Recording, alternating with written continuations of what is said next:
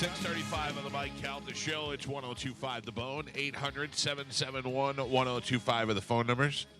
Oh, I just get in trouble during the break. What happened? I text my wife, and I go, my Christmas party is tonight. And she goes, are you going? And I said, are you? And she wrote back, are you effing serious? Oh. And I went, oh, this is What cute. What did you forget? Forgot to tell her. To tell her about it. Oh. Luckily, it's Christmas casual. Right. That's the thing. That's the reason why it's not a big deal to me. Like, I'm wearing jeans, I'm telling you now. And I don't know. I just assumed she would just throw on some jeans and a T-shirt, but that can never be easy for a woman. Mm. You guys have to make a production out of everything. I let my wife know a long time ago, and she was sending me pictures of all the different things. I go, yeah. So I don't want to fight with her, but I did let her know last week that it was tonight when I found out. But I initially thought it was going to be in St. Pete, and then we weren't going to go. Right. Now Wow. Now I know it's over here. Yeah, I think the most important thing is letting her know that you are going. Yeah. So I may be going solo tonight. We'll see how that goes. You're going, Galvin? Yes. Carmin, you're not? No. Joe, are you? No, actually, Sugar Pants has her party tonight. Priorities. Yeah. Gio? Well, Nah, probably not. All right. So it's just me and you, Galvin. Okay. All right. Should be a blast. Awkward. Carmin, Yes. what do we have to give away this morning? So we have tickets for Evanescence, Uh-huh. Leonard Skinnard, Okay. Reggae Rise Up, Yup. Triumph, Yeah. Machine Gun. It's Triumph, not Triumph. Oh, sorry, Triumph. I just said it. I said it right. That's good. You got it. Machine Gun Kelly, Uh-huh.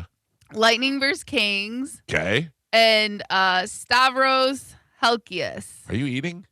No, I took a drink of water and I Oh. and it came all out. And I'm coughing. Oh. What is going on? Listen, I am not okay. Okay, I can tell you that right now. You seem very manic today. Yes. Yeah. Yeah. I didn't get a lot of sleep, and it's just blah, blah, blah, blah, blah. I That's slept how- like a baby, like a fat baby who took an edible and went to bed. Yeah. It's been the best experience. Oh, you're still doing edibles? But can I tell you why? Like, I don't have a problem sleeping. And I was just taking it to take it. And it puts me in such a deep sleep that I don't move the whole. I woke up in the morning. I'm like, woohoo! You don't have any tough time waking up? No, I wake up feeling great. That's my problem. I always, anytime I try to take anything, getting up Groggy. is very hard. Yeah. Start early. I think I went to bed after Jeopardy, so probably like 8:30 last night. David Spade has a funny bit about that, talking about taking Ambien. And he goes, that's what sleeping is? He goes, what have I been doing? He goes, because you like lay down and you wake up in the exact same position. right. And he's like, this is the best. But then there's some people who like get up and like sleepwalk on that. yeah, Or yeah. like Sure. sleep shopping and stuff. Yeah. You know? There's a lot of people who use Ambien to have sex too. Oh, Right, if you You fight fight. through it. Yeah, you fight through it, you stay up, and then it's supposed to be the greatest thing ever. My wife has Ambien ordered stuff before. Yeah. Ambien shop. I don't even know if she's on Ambien. She just does it while she's half asleep. And the next day she wakes up and she's like, "Oh, I put all the." It's instant regret the next day. How often do you write stuff down whenever you're sleeping? Like, do you wake up and grab your phone and No, ideas and stuff? Never. I do all the time. I'm like, I'll remember, and I forget. I've too many times I've done that, and then I was like, oh, I had the best idea for a movie. Yeah, I do that all the time, and then I wake up and read it, and it's all spelled wrong. Yeah. Carmen, I put in a picture of you into ChatGPT. Okay. And I asked it to try. I was going to try and make a Carmangione picture, a combination of you and Luigi Mangione. Please But don't. so I asked it. I said I didn't know what to say, and I was in a hurry. So I go, put her in the Luigi Mangione pose. I don't know what that meant or what it would be, but I wanted to see what came out. Yeah. And instead it just dressed you like Luigi from Mario Brothers. That's even better. I'll take it. It's great. Yeah. It's great. All right, we got stuff to give away. Let's do it right now with a little bit of Sporkle. Here we go. Carmen is the keeper of Sporkle. Pap Pap is your judge and scorekeeper. Carmen, what are we playing today? Okay, today we're going to be playing 1990s lyric match. Can you name the songs when given the lyrics from the 1990s song? And I believe Galvin broke Gio's streak yesterday. I did, Street Yes. Slayer. That is true. Do you know the kids call the 90s the 1900s? Yeah. That's the teenagers to call it. They go, when you were alive in the 1900s? Yeah, trying to make it sound older. Yeah. All right, Carmen, let's do this. A-holes. Your first one. Late night, come home, work sucks. What's I my know. age again? Ah, damn it. She left me roses by the stairs. Surprises. What's my age again? That's what I just said. I never listened to you. You should, because you sound like an idiot. All the small That's things. it. I knew it was Blink 182. I'm singing this whole song in my head. And I'm Yeah. You'll always be a part of me. I'm part of you indefinitely. Boy, don't you know you can't escape me. You'll always be my baby. Always be my baby. Yeah. Galvin. Your next one. Then someone will say, what is lost can never be saved. Despite all my rage, I am still just a Bullet with rat. butterfly wings. Mike. Now let me welcome everybody to the Wild West. Wild A Wild West. A state that's California untouchable. Mike. I know who I want to take me home. Take me home tonight. Damn it. That's 80s. I know who I want to take me home. Yeah, I know that stupid song. yeah, I don't so know do what to sing. Oh, that's it? Closing time. Yeah. I know. who Semisonic. I want. Yeah. Yep. Come doused in mud, soaked in bleach. Smells like Teen Spirit. As I want Come as you are. Galvin. Sound like Carmin in your bathroom. But we're never gonna survive unless Crazy. No, oh, yeah, it is. Damn it, Seal. Mike. And I wonder when I sing along with you if everything could never feel this real Everlong. forever. Mike. When your day is long and the night Shiny, is happy people. yours. No. When you're sure, Everybody hurts.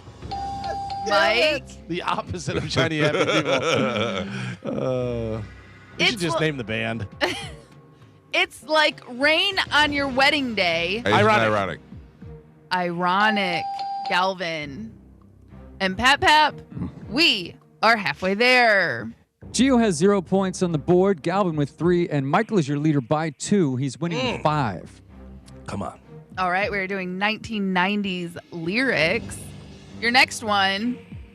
So many years we've tried and kept our love alive. 'Cause baby, blank song title. So many It years, ain't over till it's over. Mike. Some of those that work forces are the same that burn crosses. That is, the hell's the name of that song? Some of those that work forces are the same that burn crosses. Freedom? Damn it. I don't know the name of that song. I know it's not blank you, I won't do what you tell me. Killing in the Name. Killing the name. Guitar Hero. Damn it. Guitar Hero. No. Yeah. Rage Against the It's Machine. Rage Against the Machine. Guitar Hero, the game. It was on Was it on? Guitar Hero. Nobody That is, cares. that is true. Nobody cares. It's from the 1900s. Fun fact. That is true. Yeah. Oh, where can my baby be? The Lord took her away from me. Oh, that's, It's Pearl Jam. yeah. It's Oh, where? Last Kiss. Yep. Mike. Now, who's hot? Who not? Tell me who rock? Who sell out in the stores? Jeez. I have to honestly say I don't know this one. Now, who's hot? Who not? Tell me who rock? Who sell out in stores? Sounds like a deaf in the person stores. trying to explain something. More money, more problems. Love can touch us one time, and last for a lifetime and never let go till we're gone. I will always love you. Love can touch us one time and last for a lifetime and never let go till we're gone. My heart will go on. That's what I meant to say. That was the one. Damn it. Nothing lasts forever, and we both know hearts can change, and it's hard to hold a candle in the cold.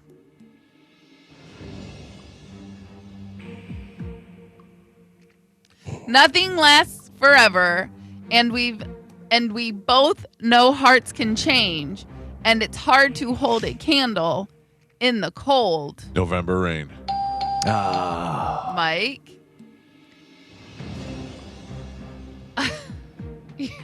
Your next one. I want to wake up where you are. I won't 500 miles. I won't say anything at all. So why don't Slide. you, Mike? I am just a worthless liar. I am just an imbecile. I will only complicate. Creep. No. I will only complicate you. Trust in me and fall as well. Oh, that's Tool. Sober. The Tool, though, right? Yeah. And Pap Pap. We're on the last three. Gio still 0 on the board. Galvin with 3, and Michael is your leader way out front. He's winning with 9. Oh! Slam. All right. 90s lyrics. Last three. Here we go. My first taste of love. Oh, bittersweet. Green on the vine. Like. Cherry wine. My first taste of love. Oh, bittersweet. Green on the vine. Like. Summertime. Strawberry wine. Oh, wrong wines. To all my neighbors, you got much flavor. Title. Let's flip the track. Bring the old school back. Title. Baby got back. This is how we do it. Mike. And your last one. I'm all out of faith. This is how I feel. I'm cold and I am chained, lying naked on the floor. Torn. Yeah. Whoa. This guy's on fire today. Your final score, Gio with a total of 0, Galvin with 3 points on the board, and Michael is your triumphant champion today. He won with 11.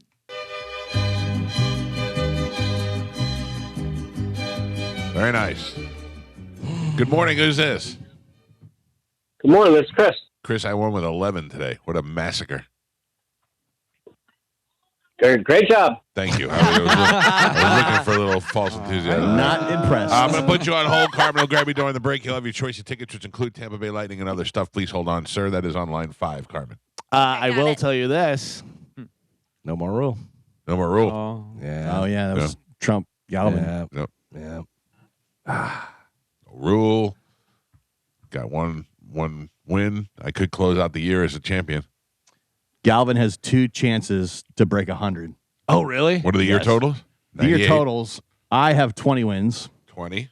Galvin has 98, and Mike has 117. All right. Gotta break 100. Got to break 100. Gotta break 100. So Yeah. I have to win the next 2 days. Yes. I have to win the next 2 days to close out the year as champion. Champion. Well, yeah, just, yeah. Yeah. By the way, while we were doing that on that TV right there, they had a promo for the Olympics Yep. with Dua Lipa. Oh, she's so sexy. It's unbelievable. It's weird because she's not really that like traditionally hot. She's just super sexy. She's very pretty, but she's super sexy. I got to see which one Dua Lipa Unbelievable. is. Dua Lipa. She's the one with the really good looking dad. Oh yeah.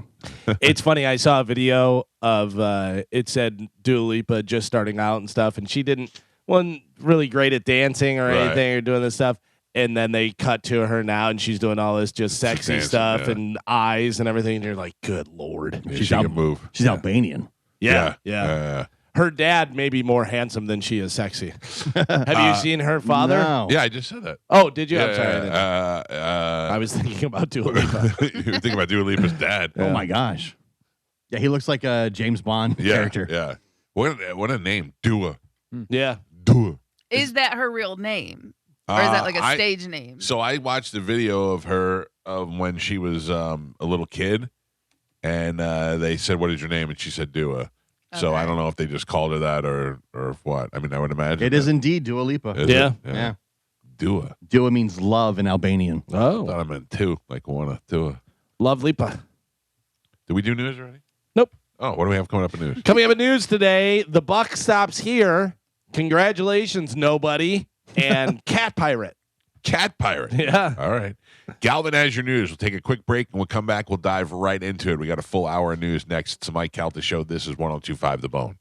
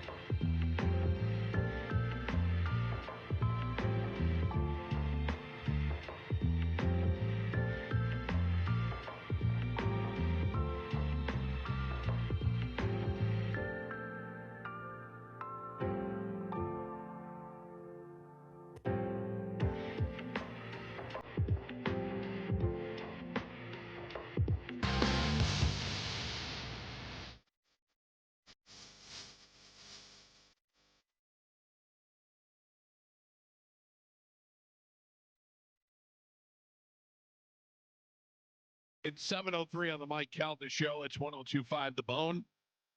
This is your last weekend to buy a suppressor under the old system. So get on over to Shark Coast Tactical this Saturday for Suppressor Apocalypse with JK Armament and Huxworks. The ATF is blacking out all processing of suppressors starting December 26th until January 1st. With their new system, you'll have to expect big delays if you want to wait to get a can with the new system. If you want a can, now is the time. Will is covering your tax stamp fee. So make plans and clear your calendar this Saturday. Perfect time for shopping for the holidays and take advantage of the incredible deals at Shark Coast, especially if you wanted to buy something for your chubby radio friend. They have less than 2 weeks to go for the 2A tax-free holiday. You don't want to wait another day. There's never been a better time to get over to Shark Coast Tactical because they got killer deals on everything in the shop. Free swag, amazing giveaways. Get to Shark Coast Tactical this Saturday for Suppressor Apocalypse with JK Armament and Huxworks. The shop is open, slinging freedom from 10 to 6 daily, closed on Sunday, but open online 24/7 at sharkcoasttactical.com. They're located on Bee Ridge Road in Sarasota.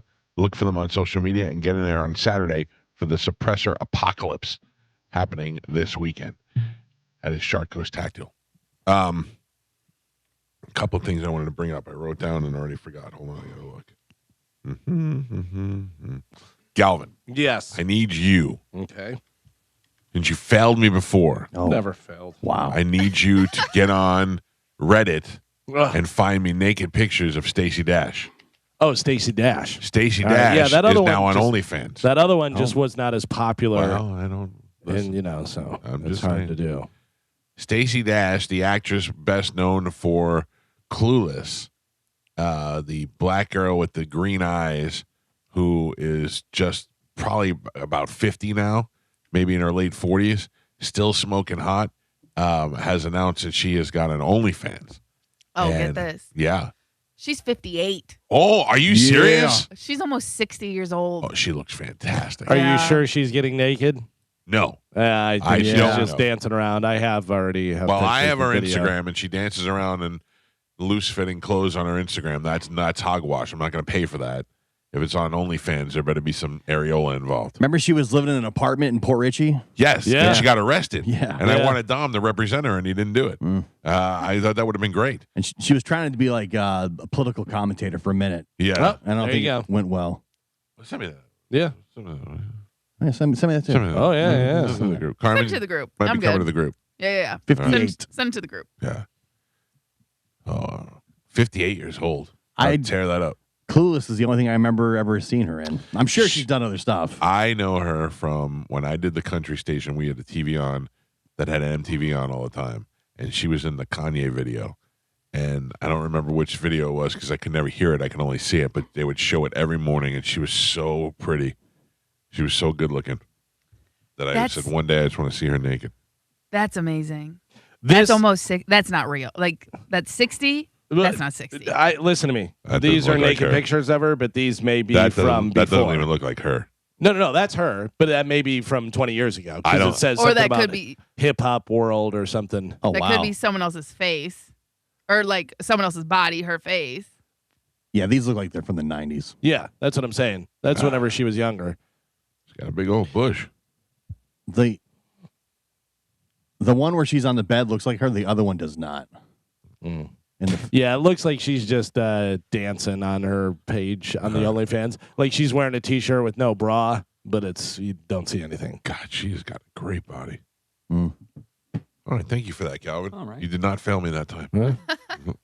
you're back, baby. Yeah, maybe soon I'll be able to take out your trash. Oh, all right. No, we've already got somebody doing trash. Don't worry, Joe. Your job is safe. All right. That's spoken for. Yeah, Yeah. I can't have that. There are very few jobs left, Calvin. You can't figure out Reddit, huh? Yeah, I mean, no. I've been on it before. Yeah. And then all of a sudden I'm reading bad things about me, and I'm like, I don't like this. Oh, if you're, putting yourself in there, yeah. Yeah. Well, what? Of course, what else am I going to look up? I don't know. Look up Naked Stacey myself. Dash. I try to put things in there, and I Yeah, never get the return that I'm hoping for. There's a whole Carmin subreddit. Is it really? Yeah, with Yeah. just tons and tons of pictures. They like repost my stuff. They Is it all repost Love old Tiger? stuff. Is Love No. Tiger doing it all? No, it is not. Yeah. And actually, the guy who runs it is very sweet. He's very nice. Tell him, hey, if he's got enough money, I got plenty of pictures of Carmen Oh, wow. No. in He's- different levels of clothing. Yeah, he's taken down some pictures and stuff that I've asked him to. Oh, really? Yes, he's very nice, and he says, they're there to support me and not I don't feel like you talk should. crap about me. I don't feel like you should have editorial control over the Carmen subreddit. I feel like it's of the people, not of the dictator. Well, listen, it's his call. He created the page, Uh-huh. so you know what I mean. But he did make me an administrator. Oh, so you can go there and touch up all your photos. I'm gonna start my own. No, but again, like I said, there was just a couple videos and screenshots and stuff where I was like, "Hey, can we not put that out there?" Like, I really, Like when you unhinge your jaw to eat a sandwich. Yeah, I was just like, I did not give permission for this to be out there, so I don't know why someone else would do it. I mean, and they it were was kind enough to take it down. It was already out there, though, right? Yeah, but it wasn't from me. Oh. So Are you it's like, blaming me? no, Oh, no, Probably, no. And probably. I just sent you a video. This seems like it's the current thing, what she's doing. So, yeah, she's not even getting naked on there. She's like in a dress and she's kind of bending over and so showing do we even know cleavage. if those last pictures are her? Oh, yeah, they're her. Oh, They're okay. just from, I think, 90s or I something. want a good 68-year-old picture, a 58-year-old picture of her. Well, look at the video. That's Oh, what she's doing now. That looks more legit, yeah. Yeah, so that's her just dancing around and like showing cleavage and stuff, but she's not yet. She's not showing anything. Right. No, she doesn't look as good here. No, No. well, Is she white now? I mean, she was always 40 kind of years later. lighter skin. Yeah, I like it better when she was dark and naked. That looks Yeah, those pictures were old. Yeah, It looked. They still work. They work really Yeah, well. yeah. I mean, she looks great. She still looks great. God, at least she didn't ask the administrator to take him down. Yeah. Well, she is the I'm administrator. kidding. I'm kidding. I'm just kidding. fun police. Yeah. You know what? Boo. Get some pictures of you blowing up Mike's bathroom. Yeah. Yeah. That's so weird. Subreddit Carmen Rex toilet. All right, time to check in with Galvin. He's got today's news. And now, news with Galvin on the Mike Calta Show. Brought to you by Badger Bob Services. What do we have in news today, Galvin? So loud. So loud. Sorry. Today's top story, President Donald Trump will deliver a live national address tonight at 9 p.m. from the White Rob House. Reiner. Oh, man. It has been a great year for our country, and the best is yet to come, in all capital letters. Trump posted on his social media platform, "I look forward to seeing you then."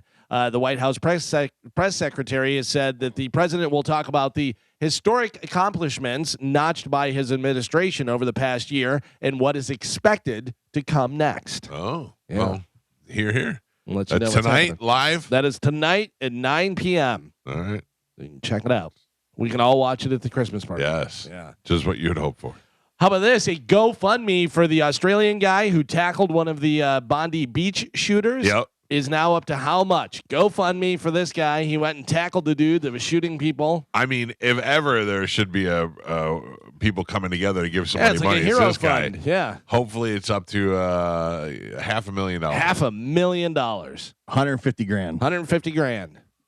$500,000. 500,000. That's also $500,000. Yeah. Another way to say it. 100,000. 100,000. It's now up over $2 million. Oh. Up Okay. over $2 million. Wow. This guy's like, I'm tackling more people. Yeah, no kidding. Who needs tackled? I know he got shot, too. Like, I think he was in the hospital. did he really? He's Yeah. in the hospital. Yeah. You think about it. How many people around the world donated $1 to help this guy out? You know what I mean? Right, $5 here and there. That's Sure. great. We should do this for more people that, they don't necessarily have to be people who attack the gunman. But, like, I love when you see a situation where there's, like, a guy who lost his house or a guy who worked for Burger King for 40 years and his car broke down, so he had to walk to work. Well, and everybody that Walmart guy. Yeah. Walmart guy, his wife died, his 401k, the business went under, and so he lost his 401k, and he was like 80 years old working at Walmart, and the guy's like, we raised you some money. Yeah, he was very grateful. Although I'm sure it's going to come out that he touched somebody or did something, and it then they're always like, backfire, boo. yeah. Anytime you get any kind of recognition for something good, people got to find, what do they do bad, though? Did you ever see the video where cops were pulling people over and giving them ice cream? No. It's great because you get pulled over by a cop. You're like, Jesus Christ, what's happening? And there's like a lady with her kids in the car, and then the cops bring ice cream, and they're like, oh, excited. I still would be like, I got someplace to go. Yeah. Thank If I you. wanted ice cream, I could stop and get ice This cream. is a brand new car. Don't need ice cream in my car. Mike. Yes. You got out at the right time. So you guys sold your condo, beach condo over in Clearwater. Yes. Because I know you used to have your little thing where you love to go to Clearwater and go in the morning to Starbucks, get your coffee. I had my little hang out, routine. Yeah. look for Tom Cruise, all that kind of stuff. Baristas at one of Tampa Bay's only unionized Starbucks locations in Clearwater joined a national strike this week to secure a fair union contract. Yeah, workers at dozens of other locations across the country unionized with Starbucks Workers United have gradually joined the strike, leveraging an escalation strategy used by the United Auto Workers back in the day. Starbucks workers at 433 Cleveland Street, is that what the one? Location joined the strike, which has now spread across 180 locations in 34 different cities. So that is the one, man. That's my Tom Cruise location. Yeah. Oh, that's the spot. Well. Oh, you would have drove over there and closed. What? Listen, my body instinctively knows where the next one is. Yeah. So I knew how to go to, if that one was closed or there was no parking, I know where the next one is. Oh, yeah? Yeah. Across right the there street. in Gulf Bay. It's down the block a little bit. But yeah, I don't understand. I don't work for Starbucks, so I don't know. I don't know how much the average salary is. I know that my last job before I was in radio, I drove a forklift in Bayonne, New Jersey in a warehouse, and I made $10 an hour. Mm-hmm. That was 40 hours a week. $10 an hour was $400 a week. And that I cannot see how to survive. Now I know my son at his entry-level job, how much he makes is a lot. And I'm like, I don't know how I ever survived. Yeah, but also the economy, the right, prices. the difference. Yeah. It wasn't that much cheaper. It wasn't that long ago, you know? And anyway, the Starbucks people, I always heard that Starbucks' biggest overhead that they had to pay was the employee health benefits. Oh, yeah. Yeah, because everything else was so cheap. So, and they were making such a profit on everything that the biggest thing was their employee health benefits. But I don't know. I don't know what kind of place that is to work for. It seems like they don't have a shortage of workers. Yeah, it also seems like people now complain about working. Yeah. They're like, they make us work like these shifts, and we only have like a 15-minute break, and then we have to go back and work. And then it's like, that's work. That's a job. That's what, like, I remember a lot of people saying Amazon's the worst. They make you Amazon work gives you health 8 insurance hours. the first day you sign up for them. I don't know. I don't understand. My son Also, don't work there. My son's only been working in his job for 2 weeks now, 3 weeks maybe. And he got a schedule. He has to work Christmas Eve. And Christmas Eve is a big thing with my family. Sure, we yeah. do that more than we do Christmas Day. And he's like, I got to work Christmas Eve. And I went, see if we can switch with somebody. He goes, I don't know if I can. I go, okay. And he goes, oh, you're not mad? I go, no, I'm not mad. That's your job. That's That's work. what you got to do. Well, he just thought I was going to be mad because that's our holiday, like when we do it. But no, you gotta learn how to do it. Yeah, he was fine with it. Yeah. You know, he was not complaining. So I'm going to try and see whether I can get this right because I am Irish, not Italian. Didn't grow up with any Italian families or anything. My girlfriend, when I was younger, was Italian. It's something with 3 fishes, right? 7. 7 fishes. Yeah. It's The the feast. Feast of 7 fishes. Yeah. Oh, okay. Yeah. And you do that. That's the night before Christmas. That's Yes. Christmas Eve. Yes. And cook all the different stuff, mussels and da-da-da-da-da and all the things. So we do a condensed version of it. My father makes a fish salad that he's probably working on already. I bet you it's great, but that fish salad just sounds terrible. It's delicious. What is fish salad? It's all like boiled seafood, like shrimp and squid, and I'm just calamari thinking and of all like raw fish chopped up with Yeah. lettuce. No, it's all no lettuce. It's all mixed up with like garlic and. No, I bet you it's great. Yeah. It's one. So anyway, my father will make. He's probably working on it right now as we speak. He's working on that, and then we usually like the other thing was we do sausage at midnight. Did you ever do that, Joe? No. Yeah, Sausage, at no. midnight we bust out the sausage. But now things, traditions have died down over the years as older family members passed away. And you start going, why are we eating again at midnight? You know what I mean? So, but yeah, we do definitely do 7 fishes just from the seafood You salad do the alone. sausage at midnight because what's the idea behind it? Because you're setting toys up? I or- don't know. I don't remember. I just know that Uncle Joe used to bust out sausage at midnight, and now that's what we always do, or we always talk about doing it. Yeah. This year, I mean, we went from a bunch of old ladies cooking for days to this year we're just catering it, bring it in. Yeah, it's just easier. Sure.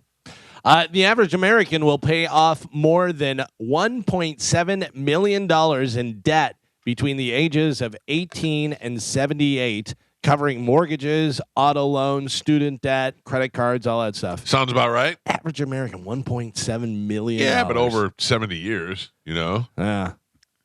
That's a lot of money. I see that for sure.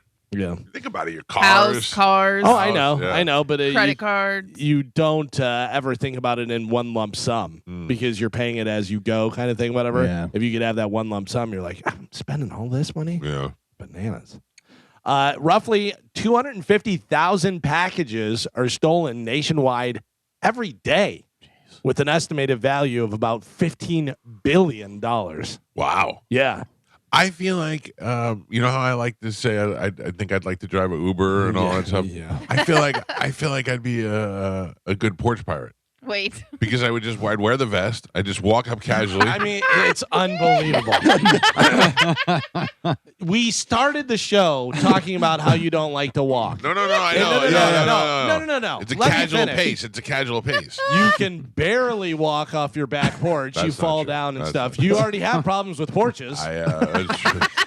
By the way, also, you think nobody's seeing you? No, that's the thing. That's the whole thing is that if I wear the vest and I just casually stroll up there. Yeah, nobody's ever thought of that before. No, but Yeah. nobody's going to be like, this guy. There's no way this guy is. He's not even moving fast. Criminal mastermind over here. Yeah. I'm going to steal your packages. I would love How about the for guy you- who steals my packages today? Once he get a bunch of metal piping for the ceiling, Yes. Yeah. everybody like, I got nothing good coming. Yeah, because people steal. They don't know what's in there. No. Nothing, No. you know. That's It's But a I lot guess like when they buy the storage lockers. At least the storage lockers, you get to kind of look and Yeah. see, there's a porch pirate that's been in my neighborhood the last couple of weeks. Yeah, you were saying. Yeah, just one person. It's never happened before. It's the first time, but they haven't caught me yet that I know of. But they're also going to your mailbox because a lot of people send gift cards Sure. and money this time of year. Yeah. So they're going, just driving down the street and just reaching into every mailbox and pulling stuff Would out. you have any idea what to do with a personal check? If you No. got a personal check, right? Yeah. Like, there. I mean, I know what to do with it, but I know you're going to get caught. Yeah. Yeah. Like, if you stole a check that was made out to me, what are you doing? Leaving it or Yeah. tearing it up. Throwing Like it there's away. no point. There's no point. But I yeah, mean, because you can't like cash it. endorse it over Yeah. and do this and that. I mean, it's impossible. 'Cause So- yeah, and I don't. Could you go to a cash checking place like one of them? But they take all kind of ID and everything. I would imagine. Yeah, if you go to Amscot or whatever they want to. I one time was waiting for Amanda to come out of somewhere, and there was an Amscot, and I had this $300 check that was in my visor forever, and they were like, well, cash checks, and I go, I'm just going to go cash it in there, just because I happened to be there waiting, Yeah. and I had to fill out paperwork like this in order to, forget about it. I'll Yeah. just wait till I get to the bank. Mm. Back it up. There was something else we were talking about before this. Porch Oh. pirates, Oh, no. No, it was right before we started talking about Amscot and cash and checks. Damn stealing it. cards, gift cards. Oh, yeah. That Mailbox. was, thank you, Galvin. Mm. Always brings me back. Mm. So my when I was in high school, my boss at the movie theater asked me, he's like, hey, do me a favor, run across the street to the mailbox and mail this stuff for me on your way home. And I said, okay, no problem. So it was one of those big city mailboxes that has like the chute that comes out, and the chute was filled with stuff. Like people were just jamming it in there. And I thought, how I mean, you're just jamming in there. Any idiot could just come and take it. Right. So I was like, wait a second, it's Christmas time. There's got to be some stuff in there. So I just grabbed a handful of them and I took them. Oh, I'm 17 at the time. So I get home and I realized what I grabbed was not like Christmas gifts and stuff like that to steal, but they were thank you cards for coming to somebody's wedding. So not only did I open them, but I added to the writing, and then I wrote like, I don't know what I was thinking. I was making up stories and dear putting it in there. Joyce, Yeah. always thought you were a bitch. Yeah, Thanks yeah. for coming to the wedding. Yeah. Anyway, that's the thing I did when I was 17, allegedly. So packages are being stolen, a value of $15 billion. Also, you could lose your cat. An Amazon delivery driver dropped off a package at a home in California, then took the cat from the front porch. Why? The cat porch pirate was caught on camera. Amazon said they're investigating, but it's been almost a week without an update, and police haven't had any help or anything. Well, That guy just stole the cat. here's the thing: is if you're taking a cat from somebody's porch, you're taking somebody's cat, most likely. Sure, yeah. But like the other day, Juliana and I were driving in the neighborhood and we saw a dog, a little baby dog by itself. Yeah. And I thought one of two things is either a lost dog or we got ourselves a new dog. Uh-huh. And then all of a sudden the owners came around the corner and I went, oh, okay, we almost stole somebody's dog. But that's the thing that's always funny to me is you see a cat walking around, you go, oh, cat, I'm sure knows how to get back to his house. You see a dog and you immediately go, oh my God, I got to save this It dog. needs help. Yeah. It needs help. Dog needs help. Yeah. Yeah, it's how small was the dog? Like, was it a small dog or was it a puppy? Small breed of dog. Oh, okay. And it was adorable, and it turned out it was one of my neighbors who I never see, And the dog was running around their yard, and they weren't there, but it was running around the front of the yard like it was lost, And I thought, well, at least if it's lost, I'll get it and put something up on the website. And then finally, my neighbor came out, and the dog went running over there. I was running, and there was a dog, and he went running past me, and I was like, Yeah, looked around, where'd that come from? nobody around or anything. And then whenever I got further down, there was a guy in a wheelchair. And I go, is that your dog down there? He goes, yeah. He goes, he's good. He'll come back and stuff. And I go, okay. I just Guy in a wanted to make sure. wheelchair on the running tracks. He wasn't on the trail. He was it was It's over like I in feel really lazy now. a different area. The thought of my dog being lost just terrifies Oh, me. Like, yeah. I can't even imagine. You don't like chip the collar or anything like that? I mean, he's chipped, yeah. Oh, he's chipped. Yeah, and then he's got tags always, but just when you see people and they'll put like these signs up like "lost dog will pay any." I can't imagine what that's like. Yeah. That's Well, got to be the worst. So years ago, before I had kids, I was driving home from work, and I was in my old Hummer, and a Chihuahua ran across the street like Frogger in between traffic in the rain, and I went, "Oh my God, what?" And I opened the door, and I thought it was dead. I thought I got hit by a car, and I opened the door. Now, keep in mind, I had the Hummer; it was high. The Chihuahua looked at me. I looked at him. And the Chihuahua jumped in and sat on the seat, and he was like, "I live here now." And I looked at him. I go, "No." So I had nowhere to go. I drove around for a little while trying to see if anybody belonged to the dog. Nobody. I took it home. My wife fell in love with it. The next day, I'm like, "This is a purebred Chihuahua. This has got to be somebody's dog." The next day, I drove through the neighborhood, and I found a sign that said "Lost Dog Chihuahua," and I went, "Thank God." Called them up, and I was like, "I have your dog," and they were like, "Oh, adios míos. She's been missing for 2 years." I go, no. He's been missing for 2 years. She goes, no, she is. But I go, no, he. I could see it. It was a different dog. Oh. Different dog. Came to life. I got stuck with that dog for like a year. False hope. They Yeah. thought, oh, he's so finally home. Yeah, no. And I sucks. had to keep that dog until we finally gave it away to some family friends. Yeah. But that's the crazy thing is people that have dogs and don't put a collar on it, don't have any kind of, the name and phone number and all that stuff, or chip it or do anything like that. That's how I got my dog Ghost. Yeah. Ghost was running down Waters Avenue, in 4 lanes and stuff, freaking out, and then ran into like an apartment complex. So I pulled over, and she was looking around and everything. I opened my door and whistled, and she came and jumped right in my car. That's your dog now. Yep. Well, It picked you. It was when we were doing afternoons, and so I took her back home real quick and told my wife, I go, she's lost, whatever. I go, take her to the vet, see if she's chipped, see what's going on. She wasn't chipped. So I put up ads on social media and all kind of different stuff, even on Craigslist, it was back then, and said where I found the dog, but didn't say what kind of dog. Right. Because you say husky, people are like, oh, yeah, I'll It's take my a husky, husky. yeah. But I had like 3 calls. The guy was like, is it a pit bull? And I'm like, no. And he was like, a couple different things. And then it was like 3 days later, and Ghost was now best friends with my dog Vader. That's it. And I said to my wife, I go, what are we doing? Yeah. And she goes, let's keep her. And I go, all right, there we go. Yeah. Got a Two dog. dogs. Free dog. Yeah, I don't know who gets a dog and doesn't do any of that stuff. Yeah. I told the story how I let a dog into my neighbor's house. Yeah. Oh, yeah. That's so great. And I was not 100% sure that it was his dog. I would love for that guy to have a Ring camera and be like, I think the guy across the street put a dog in our house. I'm like, that dog looks like the neighbor's dog. Do you know your neighbor's name yet? No, I don't. Good. I Don't break the streak. Yeah. I mean, I know people who just look him up with a property appraiser. Yeah, I I'd rather know. just not know. If I really want to do that, but I have a hot or not for you guys. Oh, good. A 39-year-old woman right here in Florida named LaToya Clark was pulled over on Wednesday, blocks away from the U.S. District Court. a license plate reader had flagged her vehicle as being stolen, and the cops responded. As she was being cuffed, an officer started to explain to LaToya why she was being arrested, and she said, quote, "Oh, I know why." Oh. She said she was on her way to the courthouse because she is on trial for a federal crime. She's on trial for her alleged role in a conspiracy that defrauded $29 million from the government, COVID relief funds and grants. Oof. Now she has more problems. She was driving a U-Haul cargo van that she took out for a one-day rental 2 months ago. When she didn't return it, it was reported stolen. Now she has to deal with that along with her previous felony fraud charges, and several of those carry a minimum sentence of 20 years in prison. Or I'm sorry, maximum of 20 years in prison. So she stole a van. She also allegedly defrauded $29 million from the government. She's 39 years old, from Florida. Her name is LaToya Clark. Mike Calta, hot or not? Not hot. And if I may add, Okay. Gio? 34. I think Did you say 34?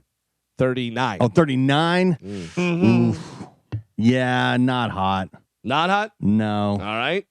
Carmen, what do you think? Yeah, she's too hot to, or she's too smart to be that hot. Too smart to be that hot. Right. Okay. So you're saying not hot as well. Yes. So correct. everybody is saying not hot for LaToya Clark, 39 years old, from Florida. Joe has her on Bone TV. You guys have her on your phone. oh my! What is going on with that hair? It looks like they burnt it. Yeah. Gio just said what twice? What? Yeah. What? The forehead. What is going on? Yeah, right? All right. It's all like burnt up. That's gross. Yeah. If she had normal hair though, She'd be okay. I think she'd make it for the game. Yeah, like if she had nice hair. Because her face is not messed up. It's just the head. That's a wild look, right? That is something. I put it up on our Instagram at the Mike Calta Show. It's in the stories. You'll see which one it is. The balding black woman. Yeesh. I'd wear a hat if I was her. Yeah, that'd be a good Or idea. a visor, at least. Something. Or a wig. Some sad news. Buck Rogers I died. saw that. Bitty, bitty, bitty. Joe Gerard, yeah, BDBDA Buck. The star of Buck Rogers in the 25th century died yesterday of cancer. He was 82 years old. Carmen, any idea who Buck Rogers is? No idea. Twinkie? Nope. Bitty, bitty, bitty? Nope. Buck Rogers was from Earth. Let me see if I get this right. Buck Rogers was from Earth in a different year, and then he traveled.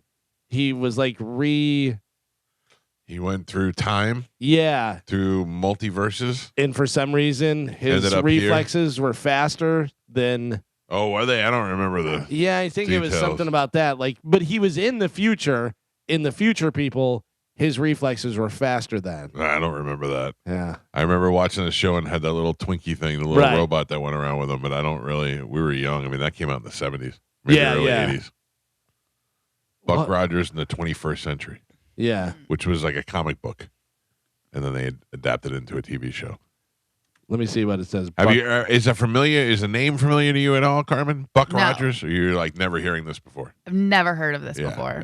you're not missing anything. I was just curious. I was going to say this was 11 years before I was born. Right. Not in HD. Yeah, Nice. no. By the way, it says Buck Rogers doesn't have any superpowers, but he relies on futuristic tech. Yeah, Like I didn't the- think he had superpowers. I don't thought he had recall that. faster reflexes for some reason. That was new to me. I do not know that. Oh, maybe I, You just made that up. I made it up in my mind. He was relied on futuristic tech like the XZ-31 rocket pistol, Ooh. a ray gun, and a advanced spacecraft showcasing human integrity. Human ingenuity against threats in the 25th century. Oh, 25th century. Yeah, 25th century. Oh, so he was way ahead of us. Right. Well, Buck Rogers dead at the age of 82. Howard Stern signed on for 3 more years with SiriusXM. I don't know what makes him stay on at this point. I mean, by all accounts, his show is garbage now. Does he feel like if he quits, he dies? Maybe. also he becomes irrelevant, which I think he's more afraid of than dying. I think it's also, he's paying for staff too, so they have jobs. Oh, he doesn't. He don't care about the staff. Yeah, No, look at it. He let that other guy's wife Scott die of cancer. right. I mean, his best friend was Ralph, and Ralph had cancer, and he died. I don't know. I just feel like I'm blaming Howard for this, like he had something to do with it. But I'm just saying, like I feel like if you have the financial means to help your friends out, you do that. You know. But I don't know. I don't know. I'm talking out of my ass. I don't know that he helped or he didn't help. It just seems like people around him just drop. I don't know what motivates a guy who has that much money and is that old to keep doing it. I would think you'd want to enjoy the rest of your life doing it, but I guess he doesn't get up till like 7 o'clock or doesn't do a show till like 7 o'clock. And now. I read they're cutting back even more. Like he's going to be doing even less shows. Yeah. So if you can 100% set your terms of how many shows you're doing, and he's doing them from Florida. Yeah, he does them from Florida. Robin is in New York in one place or wherever she lives, New Jersey. Yeah, she's still dealing with cancer. Is she really? That's what she was saying on the show yesterday. Yeah, I saw the clip. And Fred is doing it and Gary are doing it from the radio station. Yeah. So they're all in different locations. Like, I wonder how fun that can be.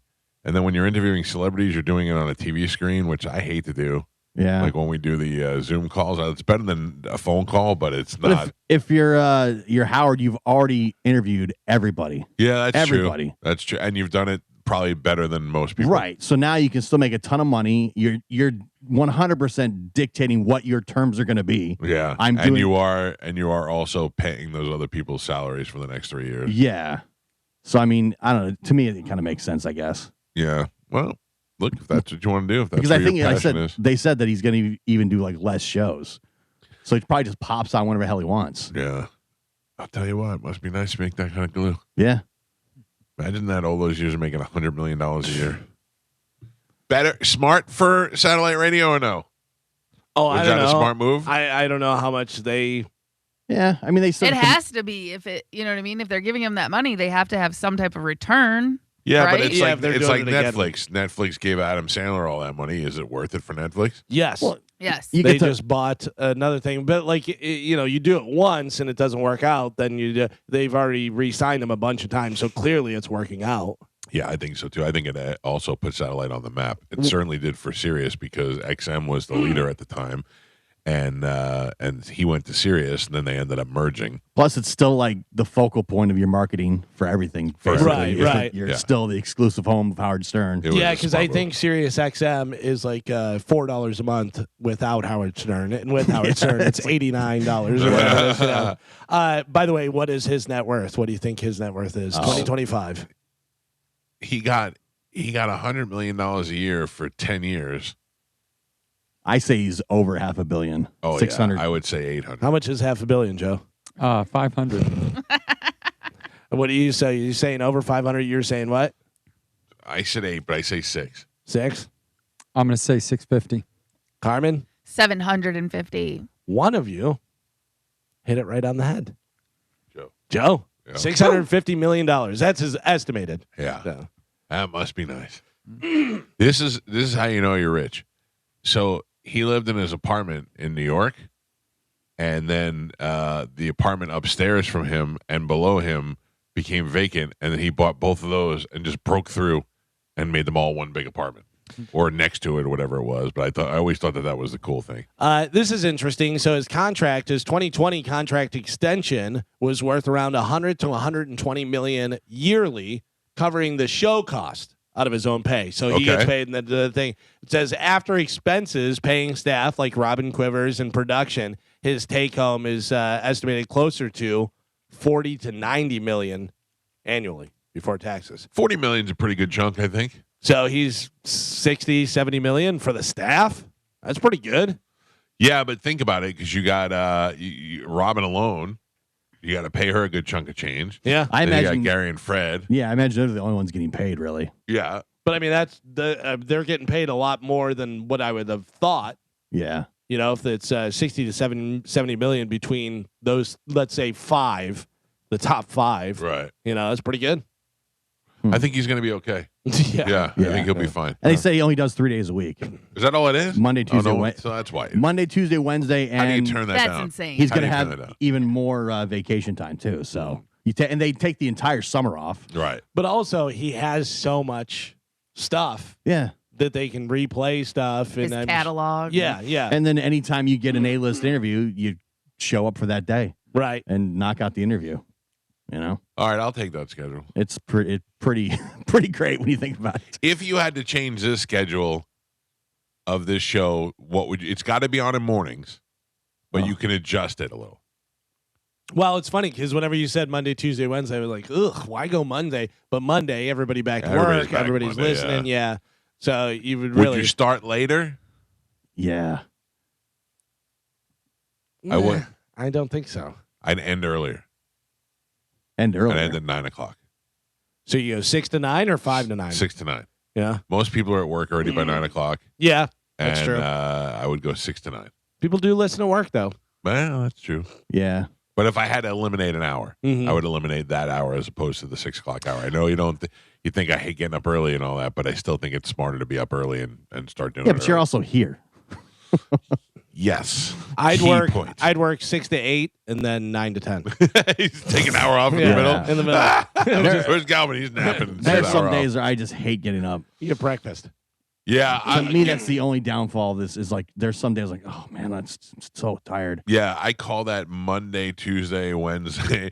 Like I'll Yeah. never forget my old boss Brad Harden said, "It's once your feet touch the ground out of bed, you're fine." And every morning I get up, my feet touch the ground, and I go, "He's wrong." He's just every morning I get up, I go, "He's Yeah. wrong." My feet are on the ground, and I feel terrible. So if I turn the lights on, then I'm okay. I'm up. Yeah, But I'm just like, man. I'm up, but I'm not happy about it. Most days I'm okay, but some days I'm like, I can't. I don't want to get up right I now. will tell you, I'm absolutely amazed. It's 100%. I take a nap every day.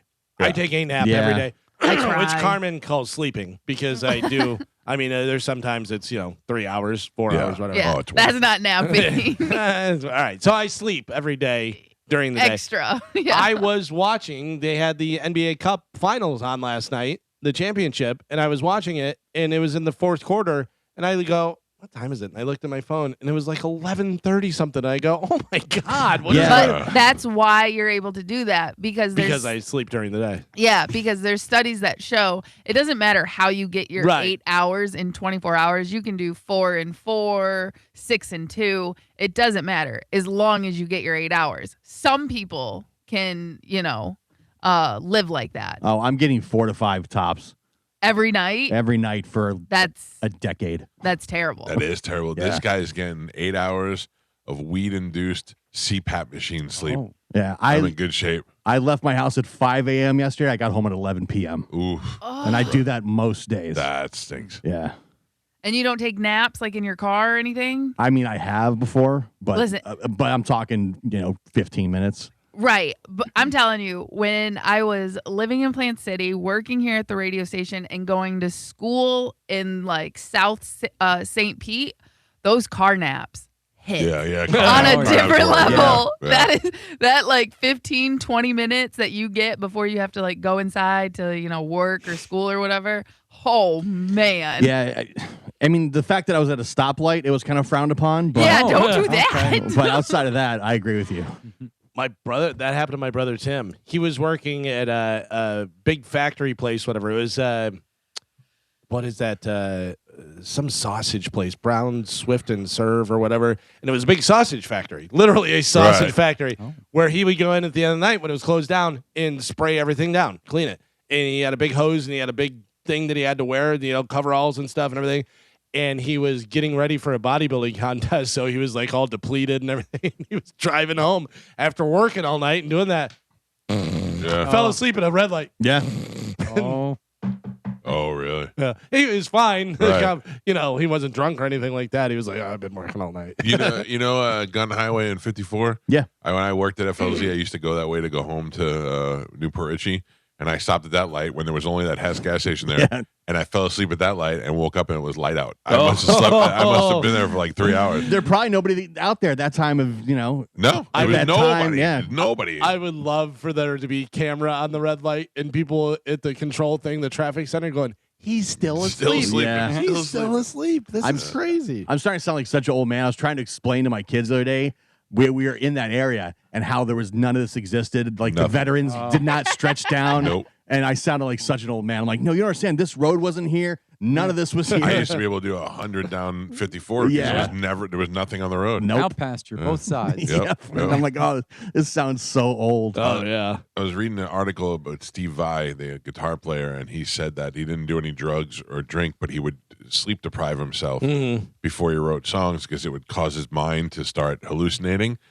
And I had been up so long without sleep that when I would drive home down that road on 54, I would hallucinate skyscrapers. I'd be like, when did they put that building there? And I'd realize I was hallucinating. When I first got into radio, I would do overnights, and then I would get up and I would go and do promo stuff all day long. Yeah. And we had this big giant. I worked at a station was X101.5 with this big giant inflatable X.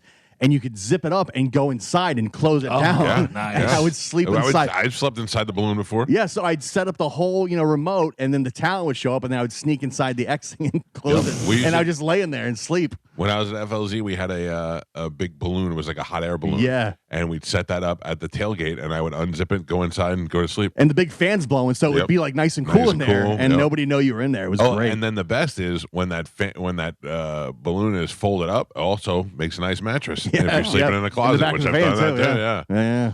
Oh, the struggles of becoming a young radio person. And here I am. And here's Carmin Gione. Wait, no. Listen, I used to live in Sarasota, drive up here, work, go Oh yeah, you put your bartend. time in. You worked at Hooters.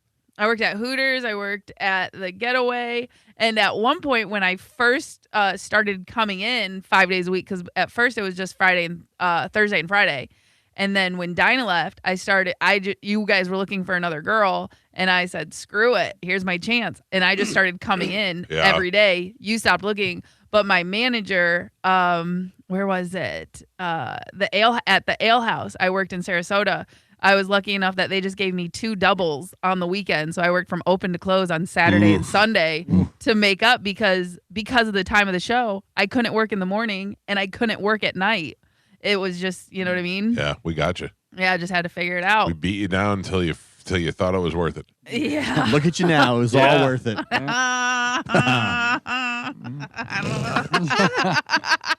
Wouldn't change a thing. It was worth it.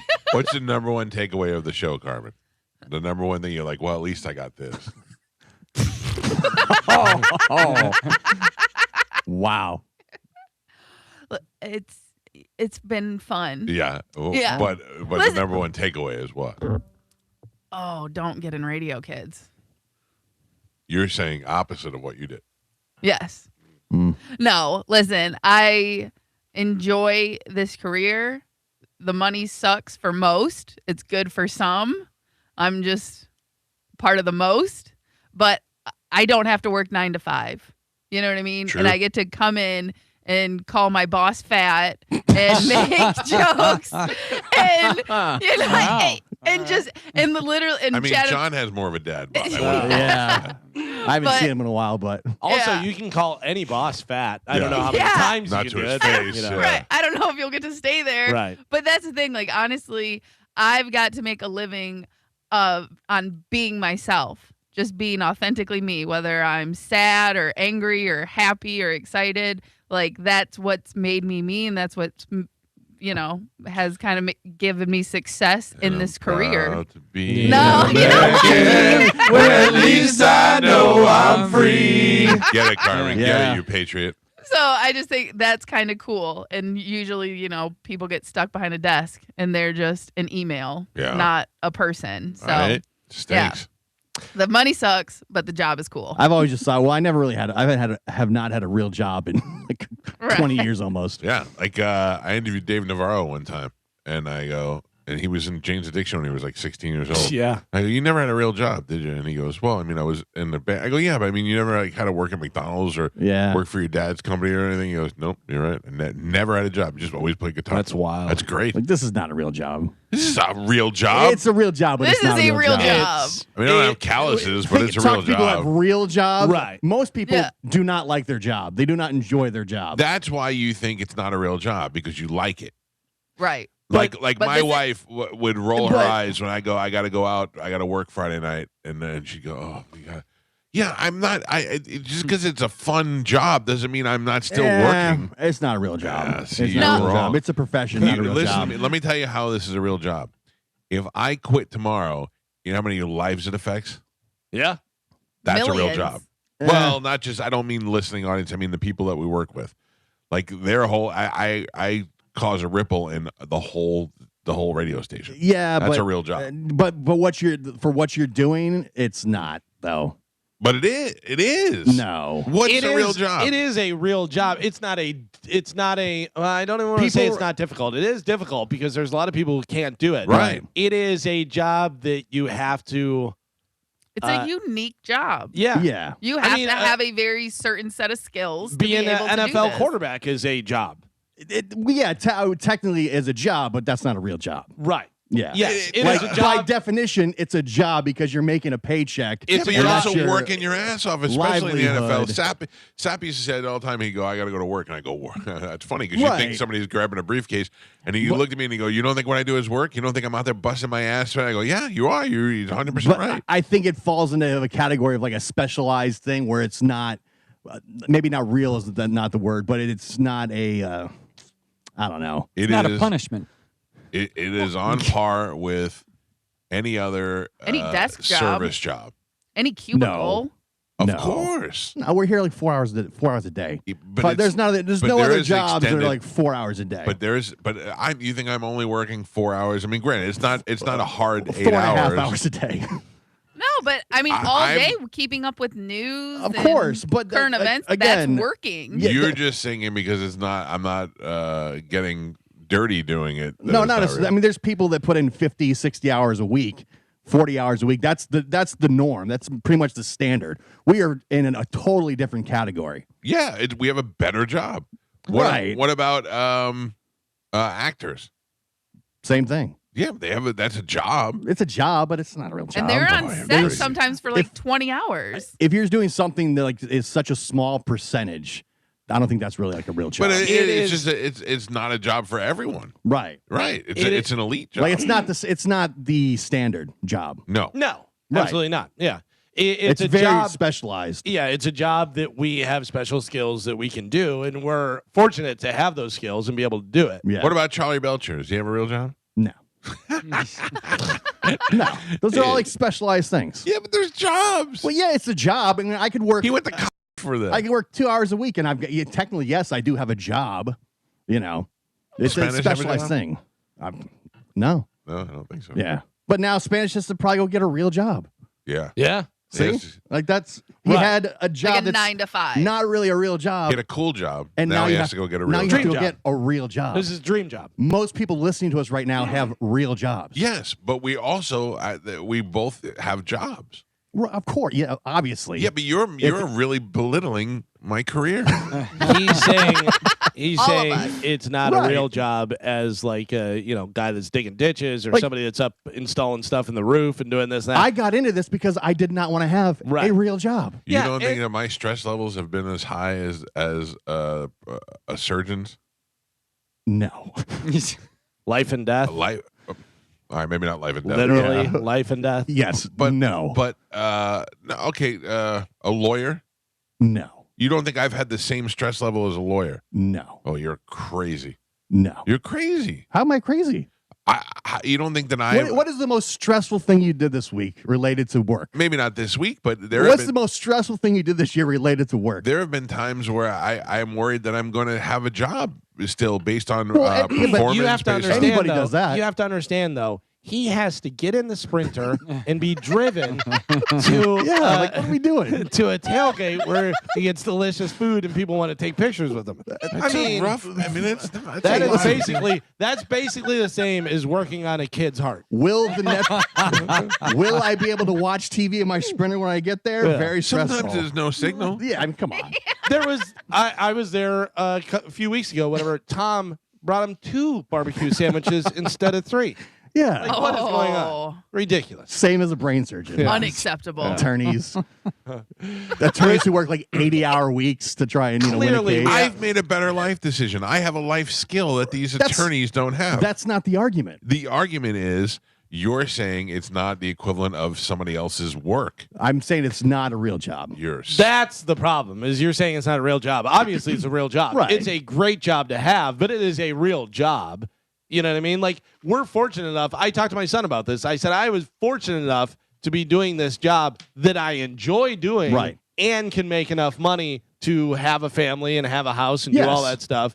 So that, it's great. But I would also to this point, thank you to Mike for all of the years prior to us being here now, because he wouldn't be so popular, which the show wouldn't be so popular, which we wouldn't then be in this position. That's right, Carmen. Thank you. You know what I mean? Like, just Carmen, because I think he should be thanking us. We came along and made it made great. it better. Yeah. Mike Calta Show, good morning. Hello. Hey, good morning, guys. I love you guys. You guys are great. Thank you, sir. So I have a take a nap story at work, if that's okay, if you guys want to hear me out here for it. Okay, go ahead. But would you first mind weighing in? Do we have a real job or not, sir? Yes, sir. I was stationed at Ramstein Air Force Base for 3 years, and they had us on 12-hour shifts. So we were on night shift, and during quiet hours out there, I think I'm going to take a nap. Certain hours they weren't allowed to send planes out. So we had like a 4-hour period where we didn't have anything to do.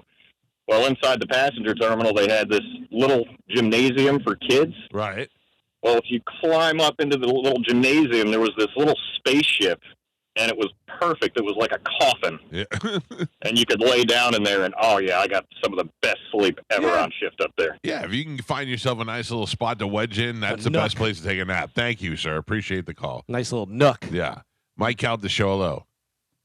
Hey, boss. It's Taylor. I just wanted to say big fan. Been listening since I was 11 and love your show. Thank you, brother. I appreciate that. And Joe is the king of sleeping in nooks. Oh, yeah. Joe has slept in many a nook. Yeah. Sure. Mike Calta Show, good morning. Good morning, Mike, guys.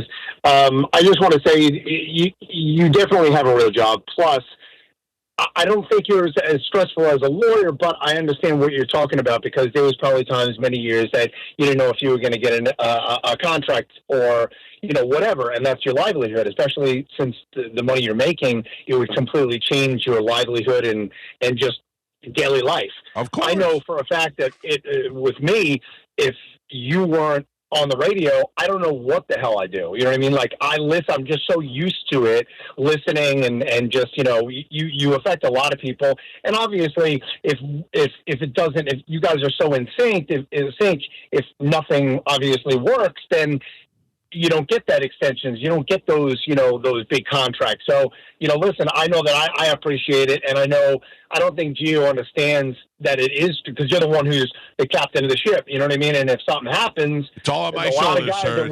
It's all on my shoulders. I go down with the ship. 1,000%. But yeah. I appreciate you, and thank you for listening all these years. All right, thank you. That guy's right, Gio. Mike Calta Show, hello.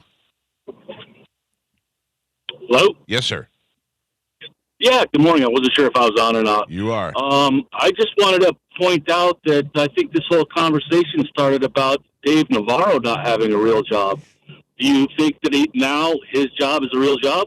No, he definitely does have a real job. He has worked his whole life starting at a young age, but he's had a cool job. He's never actually had to work at McDonald's or never actually had to busboy at a restaurant or anything like that. So he's definitely got a real job. Just his job is cool. Gotcha. Okay, thanks. Yeah, with you. I think I did say that. I said he never had a real job, but but that's not Which what I mean. is basically the same as us. We have a real job, but it's a cool job. Right. It's anybody. I mean, like think about. Most jobs are not cool. No. Yeah, nobody's. So let's lean back to my argument. Like, do you tell your kids that? Like, I try to tell my son that. I'm like, listen to me. I found out the best way possible that I could be happy for the rest of my life by doing something that I love. Figure out what you love. Yeah, I tell them all the time. You don't have to know now at 19.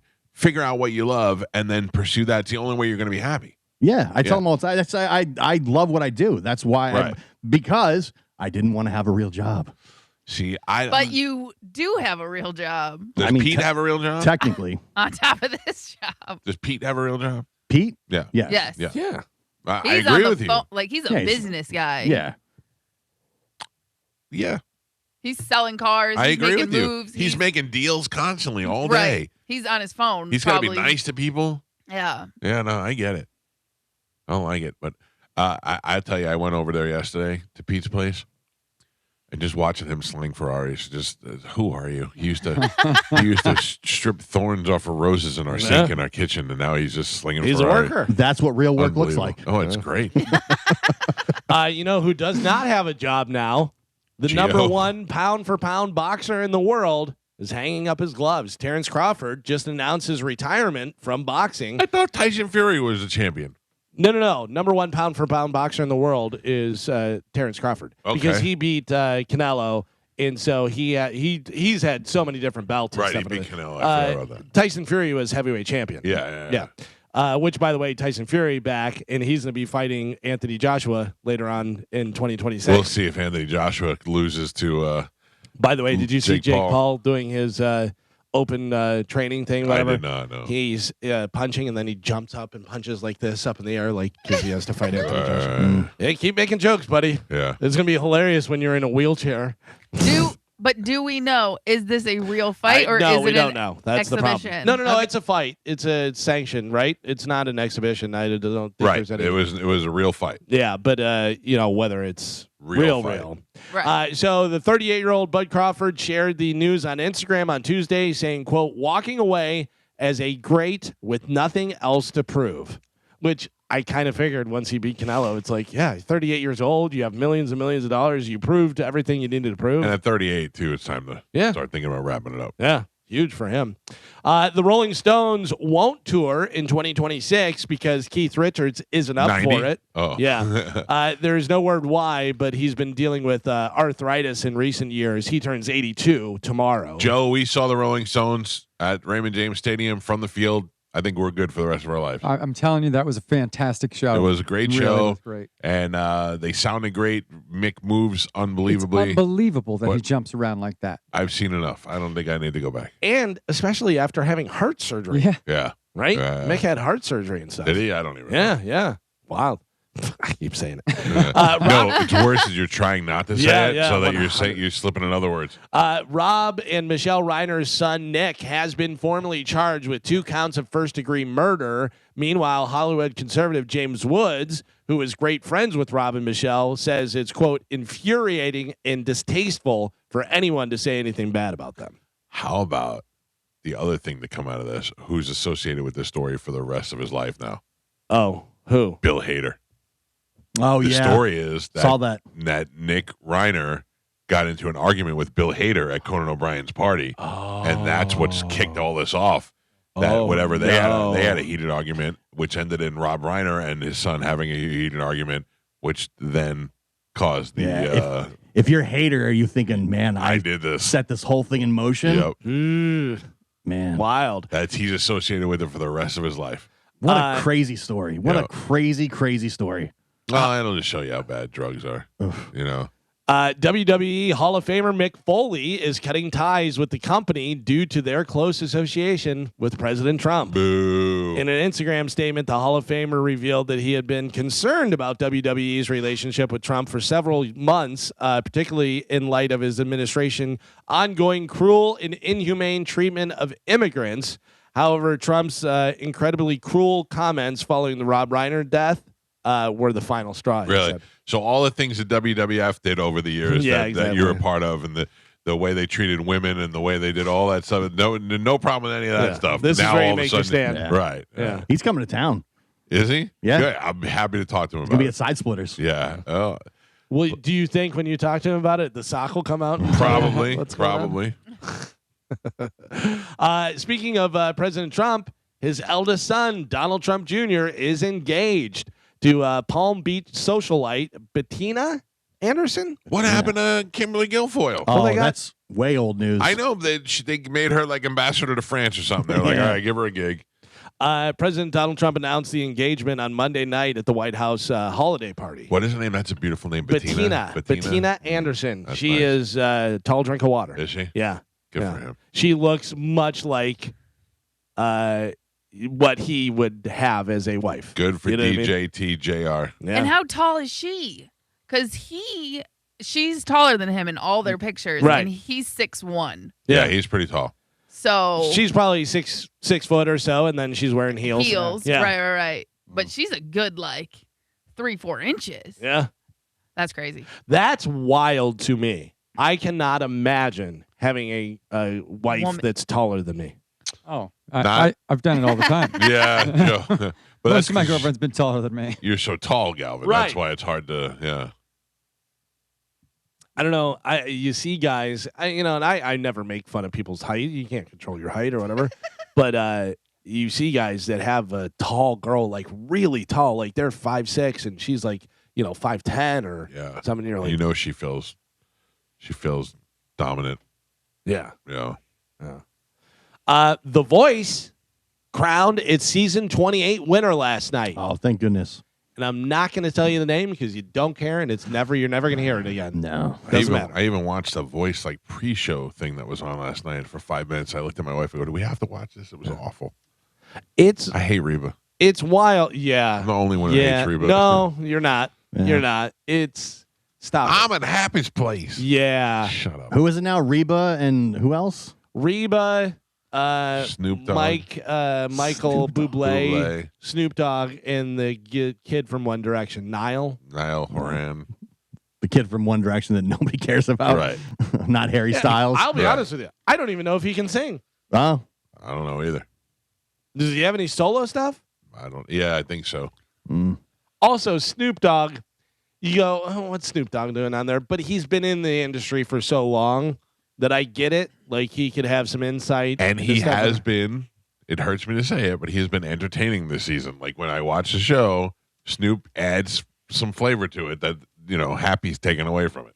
I just love that he went from being on trial for murder to being America's sweetheart. Yeah. And hanging out with Martha Stewart and stuff. Yep. That's a crazy. Hell of a turnaround. Yeah. Crazy. This is pretty wild. I don't know whether this is true or not, but Jelly Roll says he was colorblind for most of his life, but now that he's lost 200 pounds or more, that has actually changed. Really? Yeah. He said now he can see colors clearly again. Oh. What? I didn't know that was a Is thing. that real? That's what I'm saying. I mean, why would he lie, I don't know, but you're changing the composition of your body. Who knows what's being blocked by fat and whatnot. You know what I mean? For real. Yeah. Yeah. I don't know if there's a doctor that is listening. Probably less swelling. Less. No, obesity doesn't directly cause color blindness. Well, thing about this though is obesity is a major factor with diabetes, and diabetes definitely has effects on your eyes. Right. So, it's all kind of tied together. Yeah. But it does say, yes, obesity significantly increases the risk of serious eye problems. But again, there's no correlation to obesity and color blindness. Well, Jelly Roll has been cured. It also says you can't reverse being colorblind. Well, it happened to him. Maybe he wasn't colorblind. Maybe he had something that was affecting his sight. And I don't know. You guys are Jelly Roll was sitting around on his couch going, "What can I tell him tomorrow that's really going to get the world?" Well, maybe not him, but maybe his PR. He's full of feel-good stories. Listen to this. Losing weight, especially significant amounts with or fluctuating blood sugar like diabetes, can cause vision changes, including temporary shifts in color perception. There you go. Okay. Or clarity. There you go. Okay. And you call Jelly Roll a liar. Carmin. You know what? I'm not buying it. I'm skeptical of everyone right now. Mm-hmm. I don't know. Jelly Roll seems like an honest guy. No idea. Finally, in news, Collider.com put together a ranking of the 20 most iconic Christmas movie characters of all time. I have the top 10 here. Kevin McAllister, Home Alone, comes in at number 5. Oh, Buddy the Elf. Buddy the Elf comes in at number 7. Ralphie Ralphie from A Christmas Story I'm looking. Oh, I'm wow. looking. Not in the top 10. Really? Not in the top 10. Clark W. Griswold. Clark Griswold. Not in the top 10. Oh, Do you count like Rudolph the Red-Nosed Reindeer? They do. Okay. Number 10. Comes in number 10. Frosty the Snowman. Frosty. Nope. Oh, man. Ebenezer Scrooge. Ebenezer Scrooge. Christmas Carol comes in number 2. Clarence, it wasn't Clarence. It was the other guy. Clarence was the angel. Clarence was the angel. George Bailey. George Bailey, yeah. James Stewart played George Bailey in It's a Wonderful Life. Comes in number 4. All right. Most iconic Christmas movie characters. I imagine they're going to put in stupid Jack Skellington. Jack Skellington, Nightmare Before Christmas, comes in number 3. Yeah, that movie's so overrated. I've never seen it. I've seen, like one I don't time. like any of that stuff. Is there a Santa Claus in there? No. Okay. The Heat Miser. No. Oh. Mr. Heat Miser. I'm Mr. Rudolph, Frosty, Buddy, Kevin. I will tell you there has been character from the movie. There's more characters from certain movies. Okay. So That's it. I don't know. Give me some other ones. You said Kevin McAllister from Home Alone. Also, Buzz. no. Wet Bandits. The Wet Bandits, Harry and Marv, Joe Pesci and Daniel Stern from Home Alone. Oh, Sticky Bandits. Yeah. All of them. Number 9, Gizmo from the Gremlins. Oh, I forget that's a Christmas movie. Uh, John McClane. John McClane. Number 6. Really? Bruce Willis from Die Hard. Yeah. Yeah, they're claiming it's a Christmas movie. So let's see. You have number 10, Rudolph. Number 9, Gizmo. Number 8, Harry and Marv from Home Alone. Number 7, Buddy the Elf. Number 6, John McClane. Number 5, Kevin McAllister. Number 4 is Jack Bailey. Number 3 is George Bailey. Number 3 is Jack Skellington. Number 2, Ebenezer Scrooge. All you guys have left is number 1. Number 1, Collider.com. Most iconic Christmas movie character. Did we say the Grinch yet? The Grinch. Yeah. Jim Carrey, How the Grinch Stole Christmas is number 1. Better movie, The Grinch or Elf? Oh. That's tough. Elf. I go Elf. Yeah. Both too. great. Elf is funnier. Better performance, Grinch. Oh, or yeah. Elf. Wow. Oh, that's Both hard. They're both great. I got to go Elf. Elf is funnier. Elf is funnier than Grinch? Yeah. Elf, Smiling's my I think favorite. is I mean, funnier. that's good. I think performance may go to Grinch. But like only Jim Carrey could be Exactly. the Grinch. Yeah. You know? You're a mean little elf. Yeah. There's so many good things. Oh, it's definitely You're an angry funny. little elf. I like Yeah. that. I like Elf better. Yeah. The movie. You Whatever. did but it. I'm- Best coffee in the world. Congratulations. It's true. His buddy's pretty good. There's so many Yeah. good things. Yeah. Yeah. You smell like beef and cheese. when he goes when they're eating spaghetti and he's like, "Do you have any syrup?" And she goes, I didn't put syrup. Don't worry, I have my own. Takes it out. It's so good. Yeah. When he's eating the cotton balls, Yeah. it was fantastic. The gum from under the railing and You stuff. sit on a throne of lies. Yeah. That's a great movie. You're It's right. great. I've already watched it twice. So have I. Yeah. We've been watching it nonstop. Well, there you go. That is it for news. All right, Galvin, thank you. What time are the behind the music guys coming in? 8:45. All right, good. Then we must take a quick break. It is the Mike Calta Show. This is 102.5 The Bone.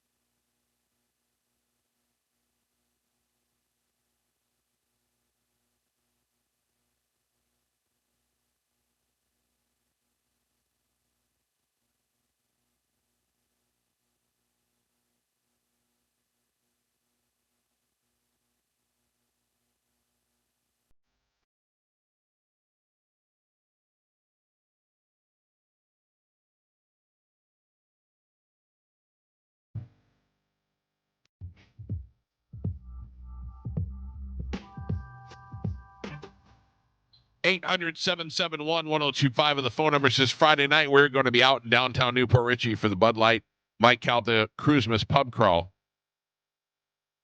The entire show will be out there, starting at 7 o'clock at the Kangaroo Bar. Sullivan's Pub, Rosie's. Sullivan's Tavern. Sullivan's Tavern, Rosie's, Kangaroo. Mm-hmm. One more. You got it. 2 more. That's the pub.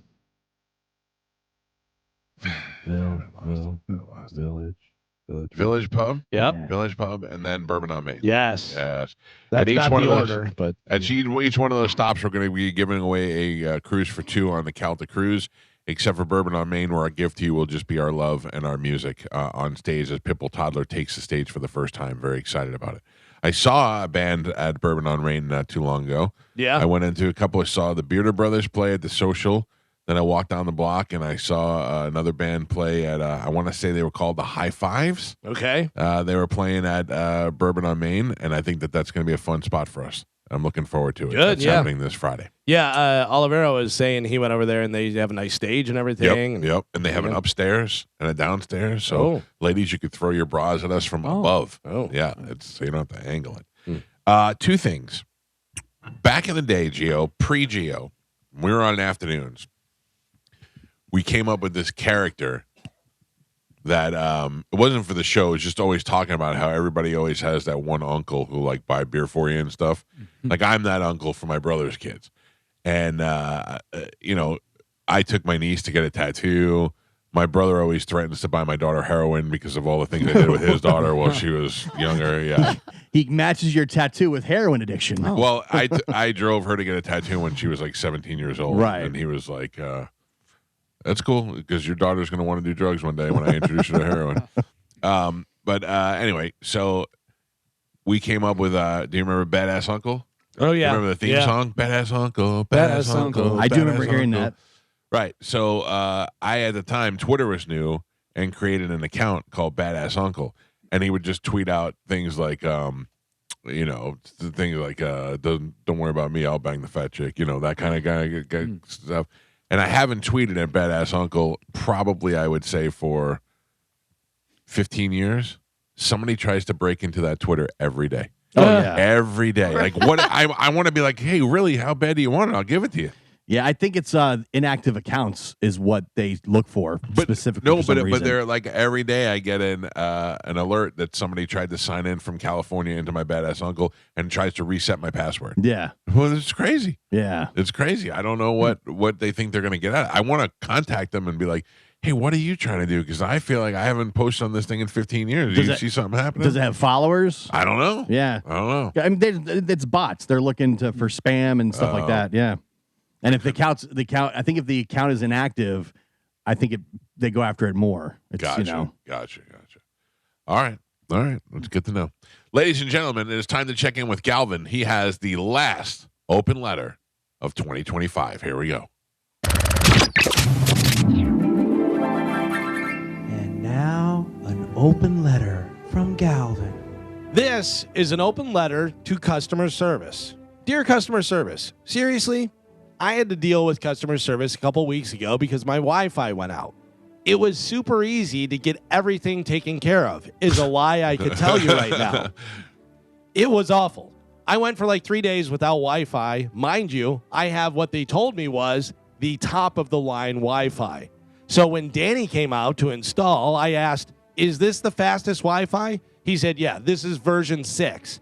He finished, and as soon as Danny got in the van, and before he turned the corner from my house, I got an email that said, try version 7, out now. I ran out onto my front lawn and fell to my knees and yelled, Danny! Which got some very weird looks from my neighbors. Getting an actual person on the phone for customer service is like auditioning for Who Wants to Be a Millionaire, but instead of the possibility of winning $1 million, at the end, you just want to be put on hold until you lose your will to live. How dumb do you feel yelling representative every 3 seconds? By the time you actually get a human person, you've verified your mother's maiden name, your blood type, and the first concert you ever went to. Congratulations, T-Mobile. You now have more information on me than the NSA. When you finally get through to a human, they have about as much authority to do anything with your account as a mall Santa Claus, and that ain't much. I like how they always say, your call is important to us. I got to tell you, every time I'm on hold for 48 minutes, I feel very important. And now, of course, they have chat bots and virtual assistants, and they have names like Tristan and Chloe. Yeah. Oh, how I wish Tristan could feel real pain. Also, even though I've never actually been to Pakistan, I'm almost positive that there has never actually been a person named Tristan that has ever worked at a call center warehouse. I'm Galvin from the Mike Calta Show, and this has been an open letter to customer service. I get it. It's cheaper to farm it out to another country. But it can destroy relationships. It can destroy business. Because you don't want to deal with Ali trying to give you information in a language that he can't understand and you can't understand. Right, yeah. And it's not being racist. It's difficult to understand. It's hard to talk to them. And you don't want to be mean to them because they didn't do it. They're trying to help you. Yeah, I almost every conversation I have with customer service is, I understand this isn't your fault. Right. I'm but not I want yelling to at you. strangle somebody. I said S one time, the SH word. Oh. I go, that's a bunch of BS. And the lady was like, sir, if you're going to continue with that language, I'm going to have to disconnect the call. I go, what did I say? I go, really? That's the word they got offended by? I wasn't even mad about it. I just happened to say it in passing. I don't know. I thank God and I thank Duke, the two things that keep me alive. God, of course, and Duke, my old neighbor, who is my number one go-to in case I ever have any cable problems. I always have to call Duke first. I will tell you, as for now, knock on wood, and hopefully not jinxing it, it's been pretty good. Right. Well, that I should say that too. I haven't had to call them for anything in some time, so it's been a relief. One of the things, Gio, that I wanted to bring up to you was something you always bring up to me. You give me a hard time because I used my my ID to verify so that I can get on X Hamster. Yes. Because Florida has a law where you have to prove that you're over 21 or whatever the age is, 18, in order to be able to look at porn sites, which is ridiculous to me. And I guess there's plenty of VPN ways around that and all the things that people know that I don't quite understand. There's a couple sites out there that'll still let you go on without the stuff, but they're very few. So I verified for X Hamster because that's my spot. That's my go-to. You're in. That's where I'm looking. I'm in. I don't mind. Who knows? I don't care. On that note, the guys now have hacked Pornhub, and they collected the data, and they're threatening people with releasing the information on their viewing history. They're threatening. Who's afraid of that? A lot of people. Like if you're a married guy and you're looking up gay stuff, I can understand why you wouldn't want that to get out there. I mean, I would imagine there's a lot of women that if they find out that their husband looks at porn, they're like, oh, how dare you? Yeah. You know? Oh, I know. There's some people consider that cheating. Yeah. Yep. That's not cheating, though. But I'm not saying it is. Right. I'm saying there are people that think that. Right. But again, it really depends on what you and your partner constitute as cheating in the beginning of your marriage, and it can change if that's you why guys I talk have a about hard it. time when celebrities are like, "Oh, this guy was seen with this girl." Well, you don't know what their marriage is like. You don't know if they discussed having an open marriage. You don't know if it turns her on to see him with other girls. You don't know what they have. It's none of your goddamn business. Yeah, Right, we've but there's- seen enough porn where the girl brings her friend and she's like, this is the greatest. Yeah. Porn is not real. Oh, Some porn. I've lived some porn moments. Yeah, but there are there's also some actors who won't do kissing scenes with other women or men. Who just recently did that? Because there's the one guy who's one of those that guy I think actors. Thor did it. Chris Hemsworth? Chris Hemsworth. Yeah, in Thor when he was supposed to kiss Natalie Portman, right? Yeah. Is that who played? Yeah. Yeah. They actually had his wife wear a wig because you can't see her face in the kiss. And they I would doubled kiss her Natalie in. Portman while I'm staring my wife in the eye I and was smacking just my about kids to say, with the other hand. Who is turning down Natalie Portman? Huh? I mean, Chris he must have Hemsworth. been like, "It's too much. She's too much." But Yeah, I won't be Or- able to go back. Although maybe he's smart. Maybe they're both so hot that if they kissed, it'd be like an explosion. Smolder. You know what I mean? Yeah, I would think that like Adam Sandler, I assume loves his wife, but he just books the hottest chicks as his chicks. He's like, I just made out with this one and this one because he gets to make out with them for the movies. Yeah. At least he gets he picked Marissa Tomei, Drew Barrymore. I mean, all the hot girls that Adam Sandler's gotten to make out with over the years. Anytime sorry. No, I know who it is. So it's Neil McDonough is the guy. You know who he is. I know yeah. Him, but then the one that just came out recently was George Clooney. Said he's no longer going to do any roles where he kisses. Really? Yeah. Some people just respect their partners, I guess. Oh, don't say it like that. Don't say it like I that. just said some people. That is something you got into it. You knew that's acting and that's part of his thing, whatever. But I don't know whether she has a problem or whether he's just like, no, I'm going to do it for my own. One of the funniest things, by the way, real quick, was Tina Fey and Amy Poehler when they were doing something, whatever. I think it was Golden Globes, and George Clooney was getting a Lifetime Achievement Award or whatever, and they were talking about his wife. His wife has all these different credits and all this stuff. She goes, so of course we're here to honor George Clooney. You know, not her for all her stuff, for this guy making movies. Anytime we talk about this, I think about the moment I stopped liking Bill Burr is when you talk to him about kissing Marissa Tomei, and he's like, oh, it's not like that. Shut up. Yeah, he got really snotty when he was like offended that you even, said that. 13 Teamsters staring at me while I'm out. I'm like a big time movie star. Yeah. This is what we do. Sorry, it's my care craft. If my wife was sitting on my shoulders and my kids were punching me in the nuts while I was making out with Marissa Tomei, I'd be like, oh, this works for me. Don't try to pretend it's not awesome. I don't know. It may not be his type. Yeah, maybe. He's got a type. But still. Marissa Tomei is everybody's type. By the way, did you know, apparently you didn't because you didn't bring anything up about it, you had Buck Rogers on the death pool. I did not. I thought somebody picked him, but I did not realize it was me. You got 43 points. Holy cow. So am I winning? No. Not quite. No.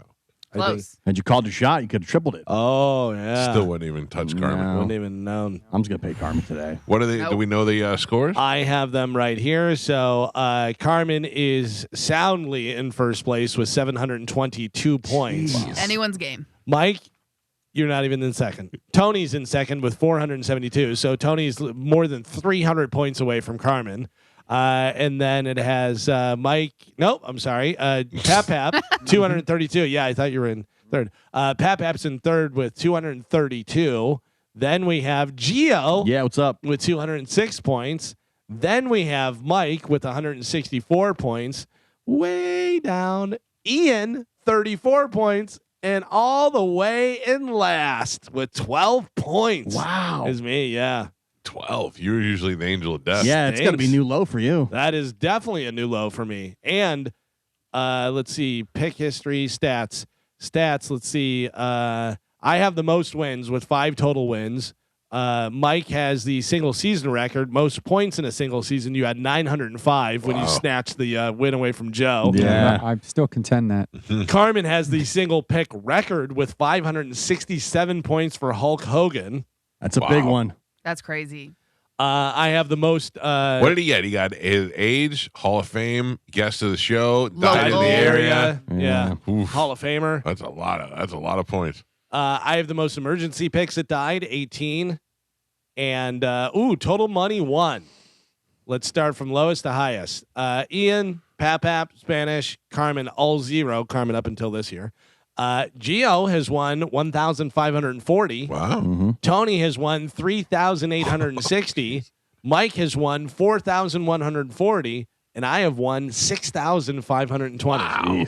This show spent over $10,000 in the death pool. Total money $16,060. Oh my God. That's so stupid. That's so stupid. Yeah. Congratulations, Carmin. Yeah, way to go. Listen, it's still anyone's game. Come on. It's not. Stop. Carmin, you All got of the this. people on my list could die, and I still wouldn't catch up to you. The Hogan was the one. That was the one. Yeah. I am not counting my money until it's in my Venmo. Oh. You want me to Venmo you right now? Yeah. You sure? Might as well. You can. Yeah. I got some spies for next year. Like I got some. You know who's off my list for next year? Knobs. Knobs Too healthy. He's a fighter, man. I saw people sent me pictures of him at Brandon at that appearance he did at the Buffalo game. Look good? He looked great. Even his foot looked gross because it looks like a love tiger foot. but it's all swollen up. But it's in a brace, and he's got it all taken care of. People were sending me pictures of Knobs' foot on Sunday. Like I needed to see that. Wait. Jeez. I said, "Don't worry, it'll be here one day. We'll make a lamp out of it." He just had it out there in the open. He had like a boot on it. Okay. But people were literally taking pictures and sending me pictures of Knobs' foot Just the as foot. he sat there signing autographs. Man. Yeah. I love Knobs. I know. I wish the best for Knobs. I really do. He's a good dude. 800-771-1025 are the phone numbers if you'd like to get through to the show. I need to take a break, and it is the Mike Calta Show. This is 1025 The Bone.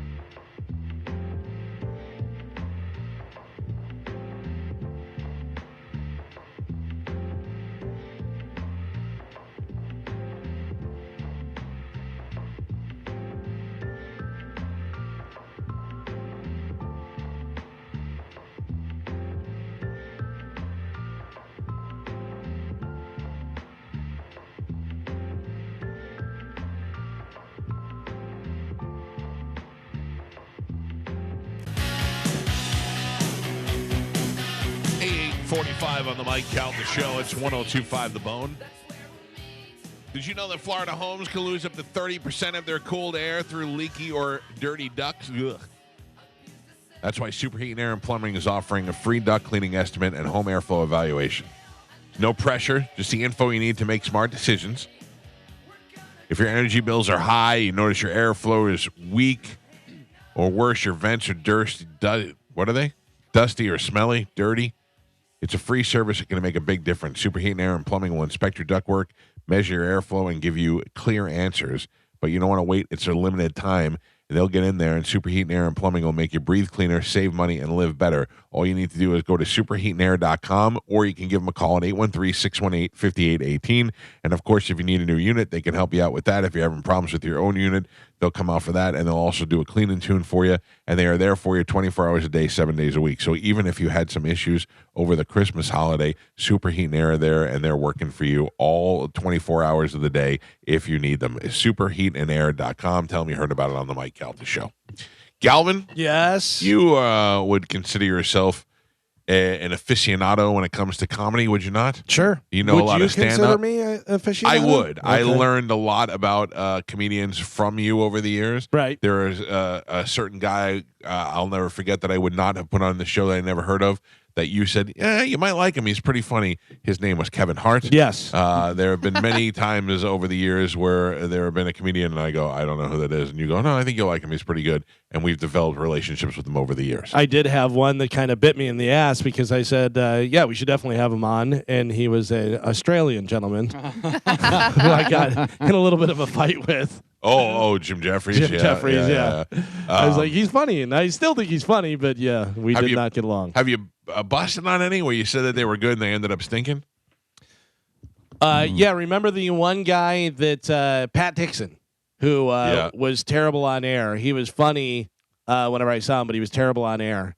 And Pat Dixon also, you made us go see John Reap when we were in Las Vegas. Listen, John Reap was hilarious. He was so funny that we went and saw him like a couple nights while he was up in Destin. Right. And then when we saw him, although I got to tell you, remember the air conditioning wasn't working? And I think there was contributing factors to that, and it just was not a good show. Yeah. You know who's making me laugh a lot right now? Zach Townsend. Zach Townsend's funny. I've been watching more and more of his stuff, and he's really funny. He's dude. a very funny. Yeah, he's gonna. I think he's gonna blow up here soon. Also, I don't find John Reap as funny anymore. Yeah. John Reap has been indicted for child porn. Yeah. Collecting child porn and distributing child porn, which to me, I'm like, is disgusting and there's no excuse for it. But you think John Reap's a pretty good guy. Like, how? I don't know. Like, what is it possible that he didn't? Like, I don't know. I try to make excuses for him, and then I find out from other people that there's no way around that he knew it was coming, and he was still out doing comedy and promoting comedy. Well, he knew that they had the indictment against him, that they were working on it, and he still went out and did all the stand-up and did all that stuff. The thing is, you can't really tell. No. A good friend of mine, I've said this before, he got busted, and there was never a comment or a joke, or there was never any indication whatsoever that he would be that type of person. And we were like, what? Yeah. And you almost don't want to believe, and like, there's no way. But then you find out that it's all like when they make these, they make these busts. They know for sure. Usually, I can name 5 people in my life that I would say, yeah, I suspect that. Like nobody that I actively know is doing that, but I could think of 5 people in my life where if they got busted, I go, oh, that makes sense. It's the ones you least suspect. Yeah, you know? Yeah. Well, anyway. These people are not child molesters. They are comedians. Okay. They are the up-and-coming comedians who popped in 2025. Okay. I'm going to read their names. You tell me if you know who they are. All right. Zakir Khan. Come on. I said that's a no. No. I know this guy, Jeff Arcuri. Oh, yeah. Yeah. Jeff Arcuri is a lot of crowd work. A lot of crowd work. I actually went to go see him live. Not as good as his TikTok crowd work. Caleb Heron. The only reason I know who that person is because he was on a comedy list that we had before, and I'm like, who is this person? Yeah. I've seen him before, but I don't know his comedy. I feel like some of these comics, they blow up on social media. Yeah. That's the spot now. All their stuff is clipped, and that's how they kind of jump up. Yeah. Robbie Hoffman, who we just talked about last week, who is on tour with John Mulaney right now. She was on the show Hacks. Yep. Yeah. John Marco Ceresi. I know that name, but I don't know his comic. He was on the 15 comedians ready to break out list in 2025. Mo Amer. Yeah, he had a show. Oh, really? Yeah, on like Hulu or something. I don't know whether he's funny at all. I just know that he had a show. No clue. Yeah. Atsuko Okatsuka. From God bless you. Morgan J. No. Nurse John. Nurse John. Nurse John is an is an Asian emo guy. Jimmy O Yang, we know. Sure, yeah. Great. Ali Sadiq. Josh Johnson. Leanne Morgan. No. And the number one comic that is going to break out in 2025. 2025 or 2026? That broke out in 2025. That broke out. Max Amini. No. Yeah, me either. I would say Max Amini. 80% of this list I never even heard of. Yeah, and it's not like we're foreign to comedy. Yeah. We just pretty much came from Skankfest. Yeah, we know a lot of comedians. Right, just wanted Max Amini looks like Sam Morril. But see, the problem is with this is social media. Like, you don't have to be a comedian doing clubs, touring.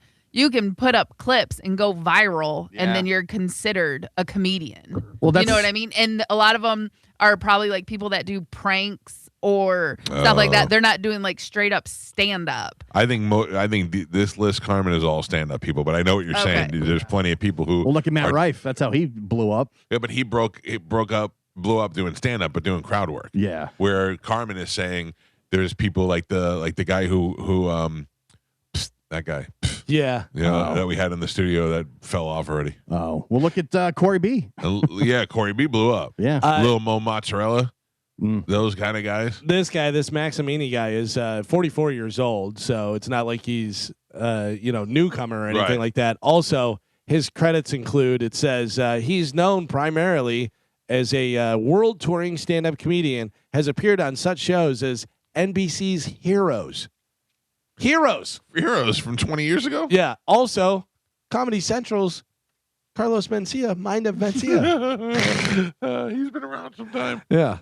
He's got 2 million followers on TikTok. That's not a lot anymore. Yeah. But also, he's Iranian American, so I don't know if he has a huge following of Iranian Americans. I don't understand social media anymore. I have 50,000 followers on Instagram, and I have 100,000 on TikTok. But on Twitter, but I don't really use Twitter anymore. But my Instagram, I feel like I have a legitimate amount, like 55,000 or whatever I'm at. I feel like they're all real, or most of them are real, because I feel like a lot of them respond to what we do, and there's a lot of interaction between a lot of the people on there. So I feel like I'd much rather have 55,000 real people than 100,000 fake ones. I think Twitter's entirely fake. Twitter's garbage. So many bots and so many fake accounts. And it sends you stuff that just is unbelievable and you don't want to see. Yeah, you know what I mean? Like, really don't like it at all. Yeah, it's become a really bad place. So I don't know what the alternative is, because it was a good idea to have just be able to direct communicate with people and be able to just put out a couple of phrases, and now it's just I'll go to Twitter to search for clips when something happens, because I know it's usually where I can find it. Yeah. But outside of that, breaking sports news, maybe. I'll tell you, I loved when Periscope was just Periscope before the apps all had live. Yeah. Because anytime there was anything going on in the world, you could just go to Periscope, choose that part of the world, and see all the people that were broadcasting live from there. Right. So if there was a shooting somewhere or something, you can go right into the scene. I did not like Periscope because there was a time I fell asleep drinking. that's right. On it, live. On Periscope? I was live on Periscope and I passed out because I was drunk. Which going on Periscope drunk in itself is a good idea. Dangerous. Bad idea. Dangerous. Because I woke up the next morning, I had no idea what I had said. Yeah. I had no idea what I had done. Oof. I just know I had a ton of text messages that said, "Dude, you're live. You're live. You're live. You're live. What are you doing?" Yeah. And I fell asleep. It was sleepy time. Yeah. Was it just you by yourself or were you with someone? Well, no, I was in Tallahassee visiting for the weekend, and my buddy had I was staying at a buddy's house. They all went to sleep, and then I was sitting there with a bottle of Jameson, just drinking the bottle and just talking to Periscope. Oh my God. And then eventually the phone drops, and it's just the ceiling and the ceiling fan, and you can hear me snoring until eventually my phone went dead. But there was I remember some guy like screenshot it, and he had people were just like all these comments. Oh, I'm so afraid I would say the wrong thing. I was terrified because I could not remember.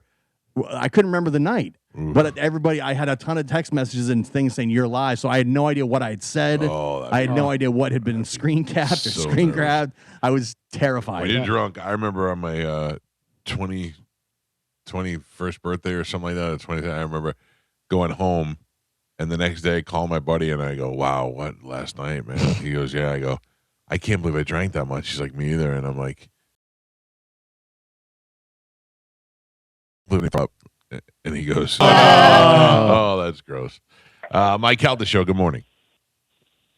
Hey, I just wanted to comment about the top 20, or not top 25, but the top comedians of 25. Yeah. I'm surprised Cam Patterson from Kill Tony's not on there. That the kid that said, "I like rock." Yeah, but I think he'd have probably, because it's a year that these comedians broke out, and I think Cam was really the year before that. I think 24 was really his year. And yeah, he's arrived already. 25, he made it to Saturday Night Live. Yeah, you guys, but you're right. He dropped like late last year. Did you go see him when he was at Side Splitters last couple weeks ago? No, it was sold out. I couldn't get in. Yeah, the last comedy. Oh, go. All right, thank you. I don't know what he said. He said you go. Oh, I had tickets to go to that show, and I was just too sick. I couldn't go. It sucked because everybody said he was really funny. And he's not going to come back there. No, that's the last time you see him in that. Yeah, do you see Shane, by the way, speaking of not coming back, so Shane, who I saw at Side Splitters, and then I saw him over at Orlando where the Magic play. Now he's doing Lincoln. Yeah, Lincoln Field. Lincoln Field in Philadelphia, the stadium. That's insane. Good for him. Yeah. Imagine you're a lifelong Philly fan, Eagles fan. Right, I know. And now you're selling out the stadium, the football stadium. Where your team plays. Yeah. Like that. I think about Bert going, I think at all the things Bert did, going back to FSU and selling out over there with the big spear thing that he had. Yeah. That has to be his greatest accomplishment. When Bert was here at Emily Arena, I go, Bert, I just saw Iron Maiden there. Right, you know what I mean? Like, that's Yeah. so crazy. I mean, Good for him. what other comics doing football stadiums, though? Yeah. Who's done that? Well, you know who's done it is Kevin Hart has done Lincoln Field before. Oh, yeah, that's right. I did Because see Kevin that. also a Philly guy or Philly whatever. guy. But yeah, he said, I guess Kevin did the stage, and then Shane's doing in the round, so he's going to be in the center, so even more people can be in there. So they're saying upwards of 70,000 for the seating. I wonder who he's taking with him. It's Shane and friends. I think they were talking about if he gets Bill Burr to go back and do Philly. Oh, yeah. You know, because of his whole Philly rant, whatever. But I mean, he always has great people with him. Probably Big J. He's a Philly guy. Yeah. Big J's a Philly guy. So yeah. imagine And a lot of those guys from Tires are all Philly guys. Yeah, I imagine he'd be a lock. That's got to be something, man. To stand can you and- imagine? Yeah. If you're and Shane, what 5 years ago, 6 years ago, things seemed like it was just all in the downs. Yeah. You Sat know? in this room. Yeah. In that corner right there. Yeah. Mm-hmm. Now look at him. Wow. Amazing. Speaking of, Bert's got a show coming in January. Yes. Right? Coming here? Mm-hmm. Are we going to have him on for that? I think so. Probably not till after the holidays. Yeah. No, definitely not until after the break. All right.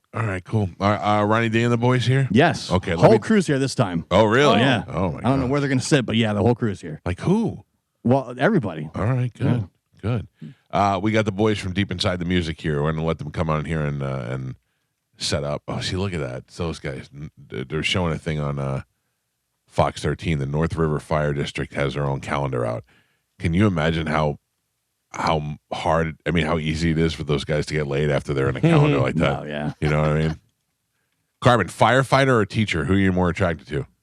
Teacher. Yeah, you are. You love the nerds. Yes. Oh, I didn't even think of that as a trick Yes, question. as a teacher. You know what I was thinking about was the teacher that Khloe Kardashian slid into his DMs. That's Oh, why yeah, I I said. did That's see why I said that. teacher. Yeah, I gotcha. That was a trick question, Carmen. Yep. Sorry, I wasn't even paying attention to that. I passed. All right, we'll take a break. The Deep Inside the Music guys will be here with us next. It's 102.5 The Bone.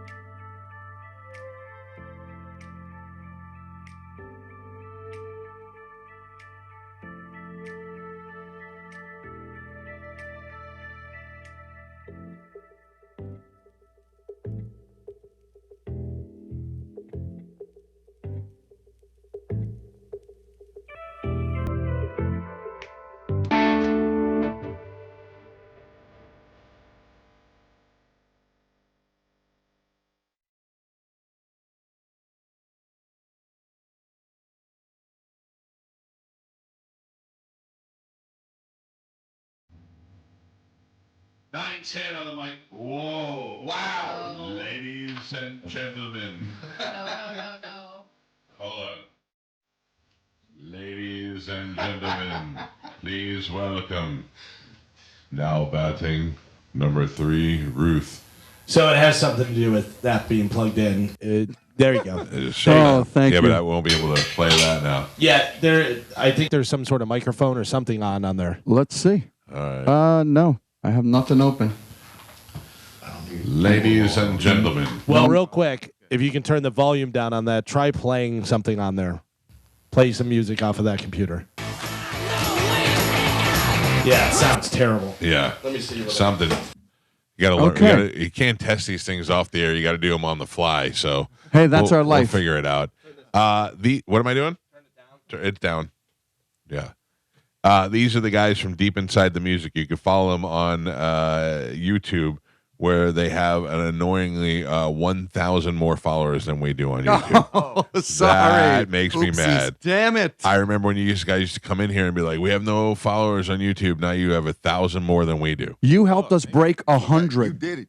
Yeah. Well, you're at 18,600 subscribers right now. All right. We are about 17,002. So the Well, race is on. We will start to do advertising for you on Thank our you. channel. I appreciate that. Easy peasy. All right, let's try it. All right. Still exactly the same, Galvin. I hear it. Now It sounds batting. like there's a other microphone Galvin, when you on, unplug that, nothing changed. Oh, okay. Hold on. a loud mic somewhere in the room. All right, hold on. Hold on. All right. It's definitely this one. Wow. All right. Now, hold on. Sub. Let me figure this out. Unplug that real quick. The mic. Anything? Testing. Nope, same exact thing. Okay. I don't know. I have a feeling. Hold on. How about that? Can you play something for me? Let me know when it's playing, Ronnie.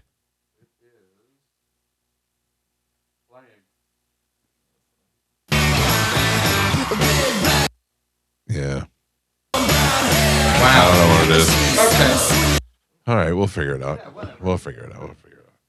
Anyway, in the studio with us is Ronnie D and the boys from.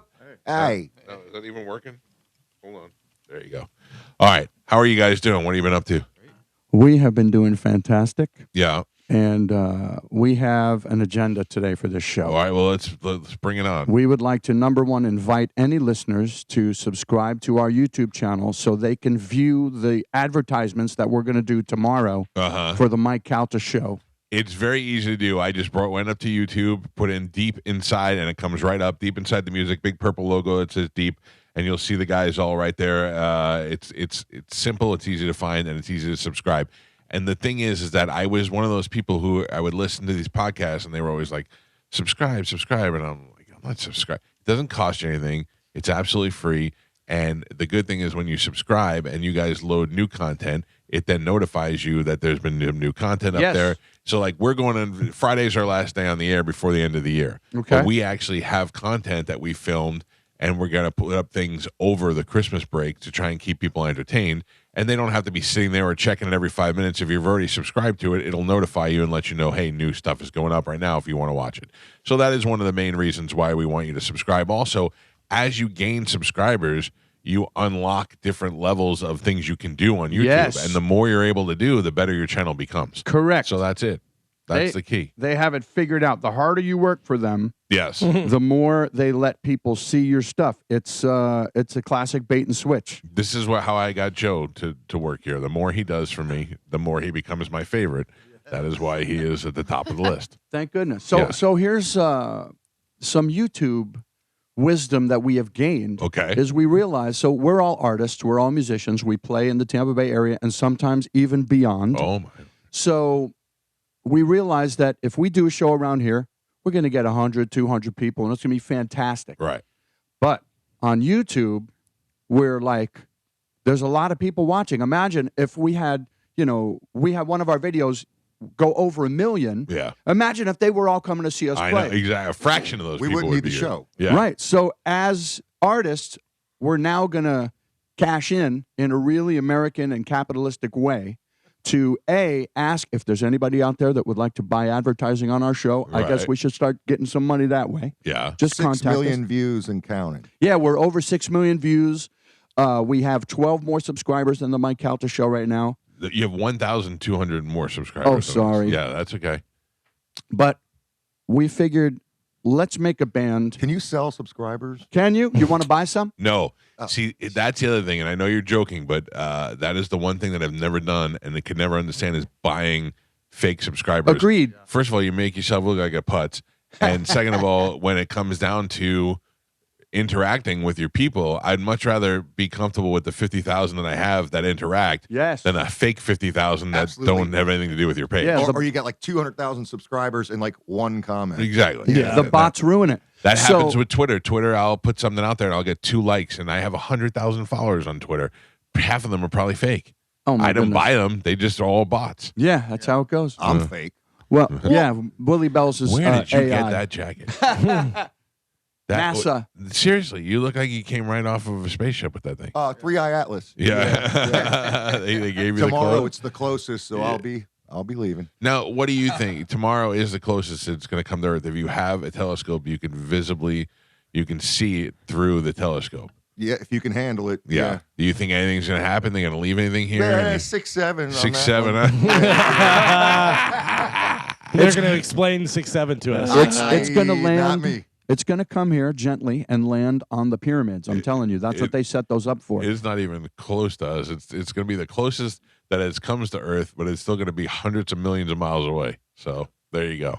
All right, let's try and play the music. I don't know how we're going to do this, but you can actually hear the music, so maybe we can give that a try. Here we go. All right, hold on. Let me see. Now, everybody knows this song.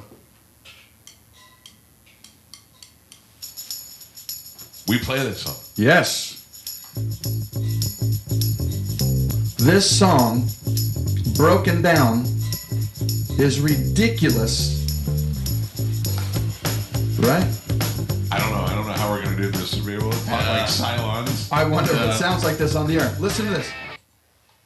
Go! Wow. I love that guy. How about this guy? Remix. Deep. Well, it's a 1, 2, 3. Take my hand and come with me because you look so fine that I really want to make you mine. I say you look so fine that I really want to make you mine. How about this guy? 4, 5, 6. Come on and get your kicks. Now you don't need the money when you look like that, do you, honey? This track kind of brought rock music back in the Yes. fold a little bit. I don't know how the hell we're going to do this. This is impossible Yeah. to work. I mean, I can hear the music that it's breaking up. What do you think it could be? Any idea? Something on the board. Let me take a break and see if we can figure it out. Thank you. I got to take a break anyway, so we'll see you and we'll see if we can figure it out. And we'll come back with the Deep Inside the Music, guys. It's the Mike Calta Show. This is 102.5 The Bone.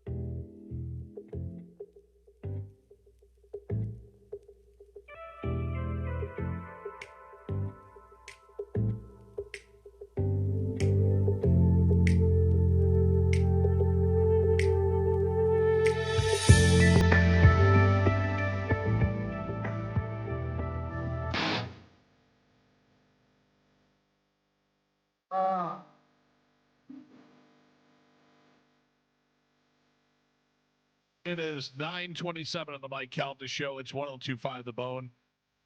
The guys from Deep Inside the Music are here. You can find them on YouTube. Deep Inside the Music. Just go to YouTube and search Deep.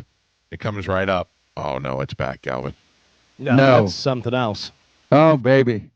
That's that microphone. Hello. Not microphone, but that computer. Interesting.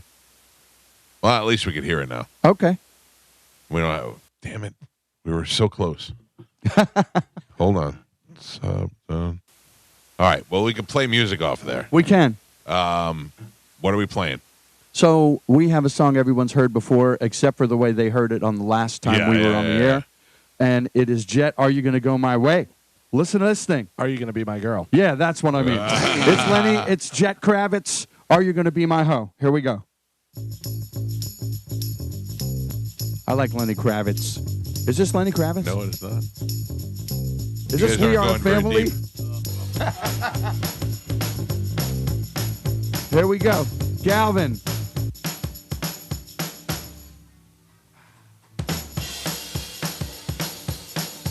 These are track by track. You can hear the different instruments. Yes, that's what we do on Deep. Check it out. Well, it's a 1, 2, 3. Take my hand and come with me because you look so fine that I really want to make you mine. I say you look so fine that I really want to make you mine. 4, 5, 6, come on and get your kicks. Now you don't need the money when you look like that, do you, honey? It's a garage band. Big black boots, long brown hair. She's so sweet with her get back stare. Well, I could say you home with me. Listen to this dude. But you were with another man, yeah. Woo! I know we ain't got much to say. What? Before I let you get away, yeah. Listen to this. Before I let you get away, yeah. That's solid. Man, he's got Question. razor blades. Singing this song, playing the tambourine, put the tambourine afterwards? Yes, the tambourine Tambourine goes is later. separate? Correct. I always thought tambourine was just something you'd bring out. And then you got this in the song, which is super weird. You don't really notice it that much in the mix. Check this thing out.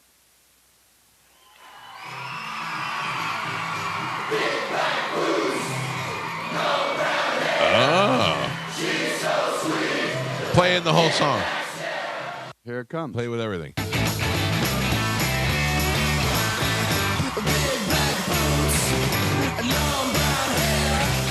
I did not know. I would never even notice that. Yeah. Now I'll crank it. Listen to this. So we're going to ruin their mix and do our own thing to it. Here it comes. Yeah.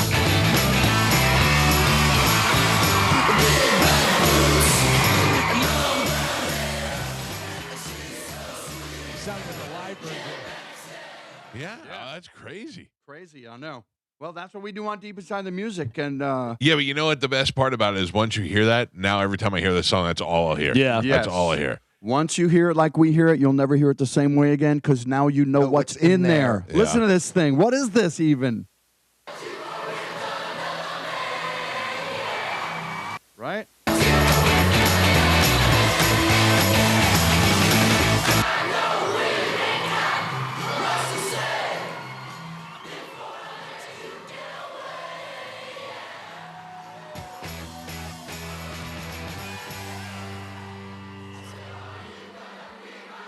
I never would a million years would have heard all that background. It's insane. Yeah. And this dude's voice, I mean, he's got something wrong with him.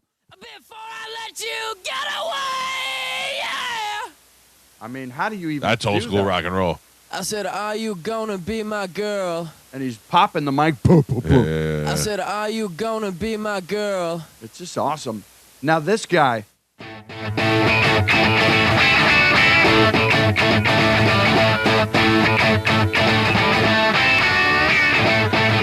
It's like the Soup. That's a Supro 6v6s. Is it a 6v6? That's what Mike was saying earlier. Yeah. He thought it was. I wasn't sure it was a 5 or a 6.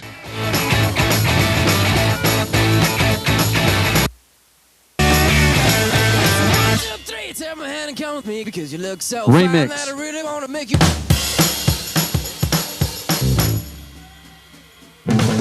So check this out. You can hear them in the background, which means that when they recorded this, the guy was singing in the room with the drums. So let's listen. So those are Is he different. actually singing, or is he just wording it along? Yeah, it's just wording it along. It's just what they call a scratch track for the band to follow. Right. Listen. Count it out. So that's not what we're used to hearing.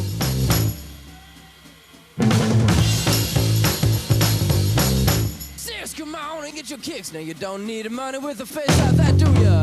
You can't hear him in the full mix at all. You can't hear him doing No. that yelling in the background. Yeah, especially because this is over top of it. I say you look so fine, I Yeah. really want to make you mine. Incredible.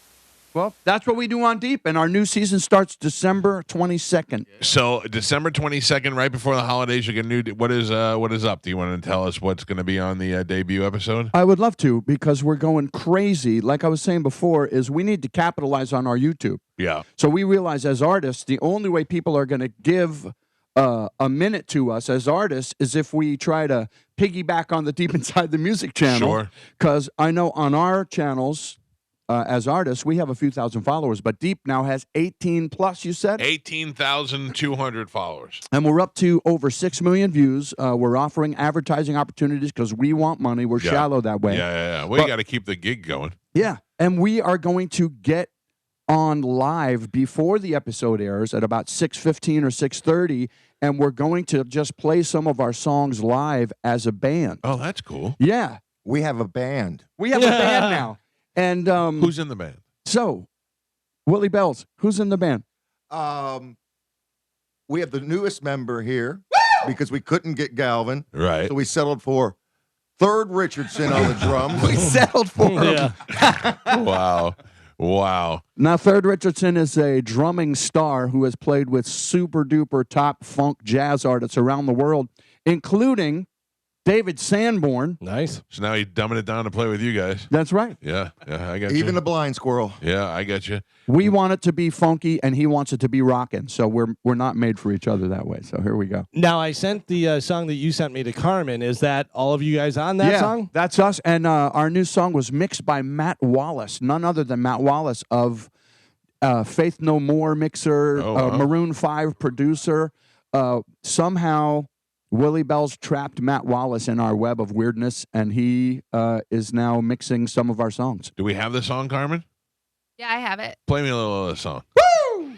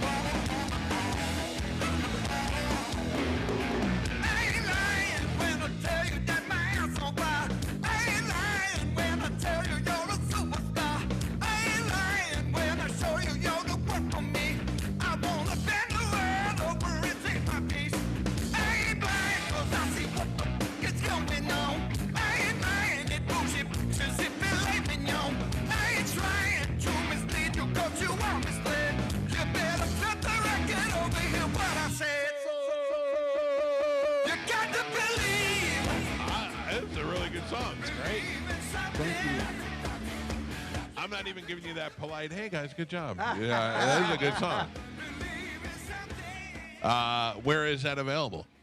It's not available yet.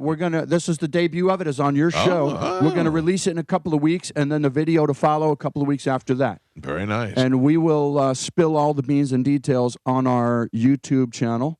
Were you just in Chicago with your father? Where were you? We just went to New Jersey. New Jersey. Yeah. I saw you guys getting hot dogs somewhere. Yes, it was fantastic. Yeah. I had to fart so bad on stage from those, but it was still awesome. Do you ever do that? Because I do that to John Brennan all the time. 100%. I constantly, and I just wait for him to turn around and look back at me, and I go, Yes, Just 100%. doing that. Yeah.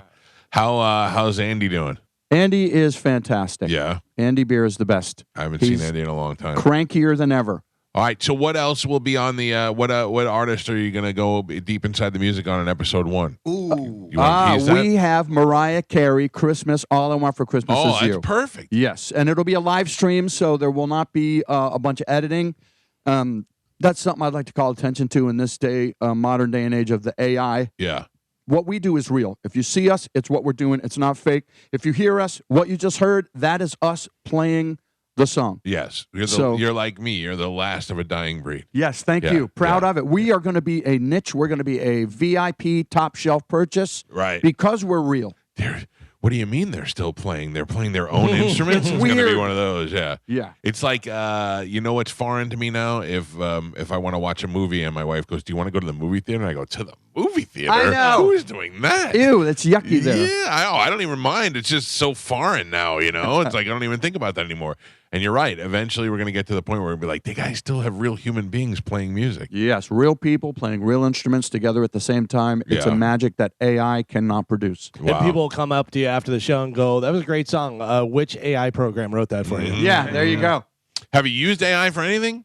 I have used Chat GPT. Yeah, I mean, music-wise, you don't use No. it for plugging in No, and no. stuff. No, Yeah, but with that being said, as audio engineers, there's certain plugins that use AI algorithms to make it sound better. right. You know, so we'll use those plugins. Like instead of sit there and fudge with an equalizer for 20 minutes, Right, just the let them AI do a will little kind of picking.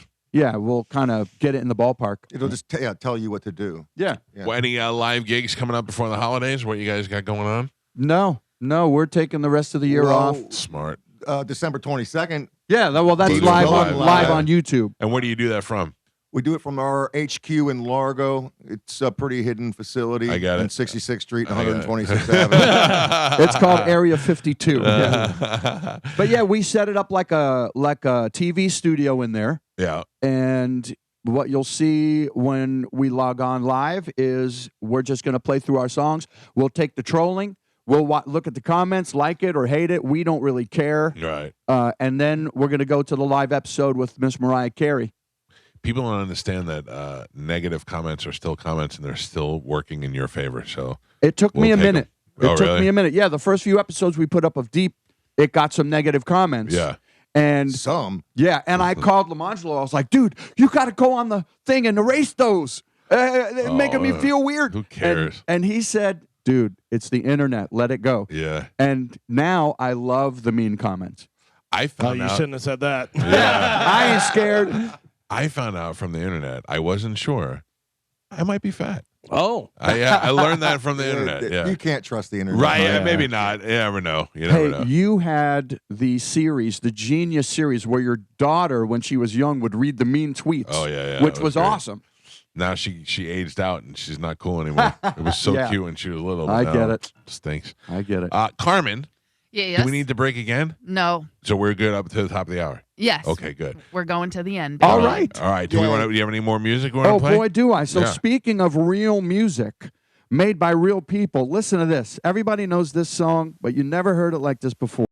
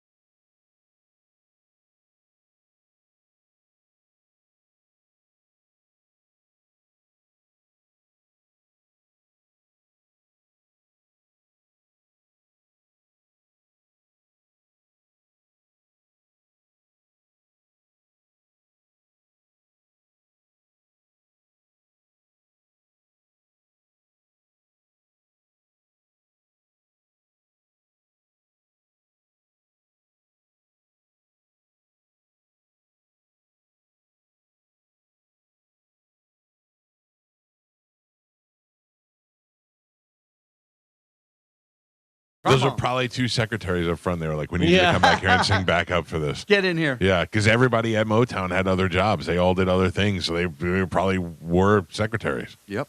That's great. Written What a by voice. John Fogerty of CCR. Shut no up. way. Written by John Fogerty. No way. All right, John Fogerty. Look it up.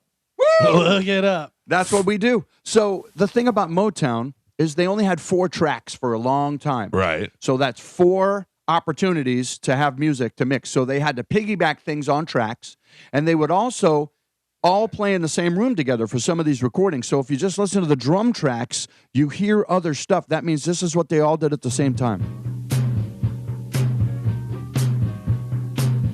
So the piano is across the room. I can hear the bass. And the bass is across the room. So now you listen to the vocal tracks and you can hear the things they piggybacked on a track and the things they all sang together. Guitar.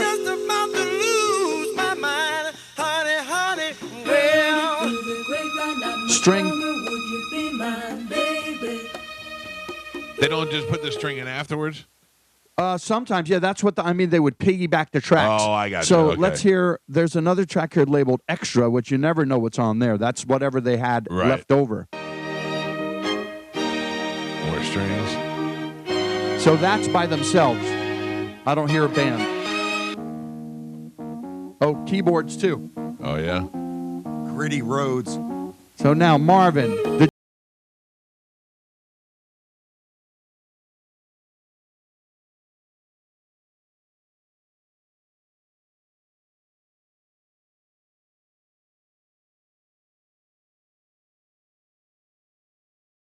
You could have told. That's more than one string. That's more than the top string for sure. bass and drums.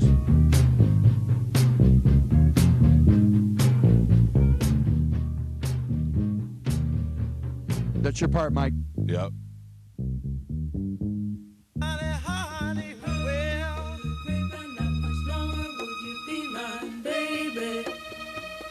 What a voice. What a voice he has. Unbelievable. I'll tell you that Motown documentary is one of the greatest documentaries ever made. Yes. And the story of Motown, and you don't have to like a lick of their music to enjoy the documentary. It's For sure. It's just great to see how they came about. Now, what we also get on Deep sometimes is after the fade. So we get the tracks. Now, it fades out on the record. Right. But we got longer.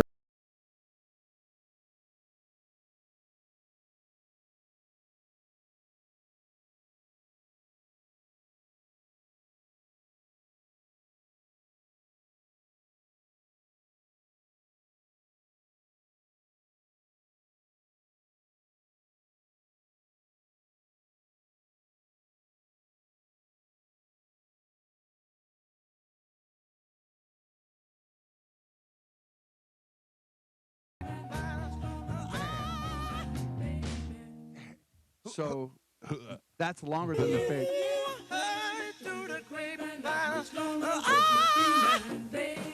Matt, what singer do you think these days could pull that? Bruno Mars. Bruno Mars. Yeah. That's the only one exactly left. what I was going to say, too. I mean, yeah. it's not going to be Billie Eilish or like John Legend or nothing. Yeah. No, but have you seen the Bruno Mars performing with Guns N' Roses? Yes. It's pretty badass. It's awesome. Yeah. That real people. Yeah, They did real it. people. Bruno Mars, when they did the Kennedy Center Awards or whatever it was for Sting, and he was doing Police. Oh, Yeah. He killed it. killed it. Which Killed he it. stole the police for his one song. It sounded just like Walking on the Moon or whatever. Oh, yeah, yeah. You can see these guys on YouTube, Deep Inside the Music. Search it, go watch it. December 22nd, there'll be a new episode coming up that is going to be preceded by a live show. Yeah. Some of the great guys and really enjoy what they do Deep Inside the Music, but also some of the best musicians in the Tampa Bay area. Check them out as they perform live. Thank you for debuting your song here on the show. We Thank enjoy you, it. Bone What, Fam. what are we calling the band? Deep. Deep. Hey. Makes sense. And get this record title.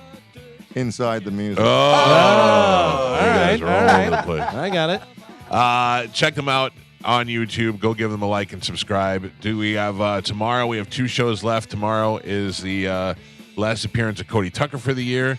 What else? Anything else, Gio? I need to know for tomorrow? No. And then Friday, our big Christmas show, and we are out of here. Gifts are arriving at the house. Things are coming by FedEx yesterday. Everybody's getting all their stuff here. Thank God Dom won't be here because his is delayed. Oh, good. I hate that. Dude, Gio's was the first one I bought, and it's the only one that's not here. We are out of here. Follow us on Instagram at the Mike Calta Show, and maybe, I don't know, go give us a follow and like on YouTube so that we don't have to be second to our guests that are on the show. Have a great day. We'll see you guys tomorrow. The after show with Johnny B is up next. Goodbye. Bye.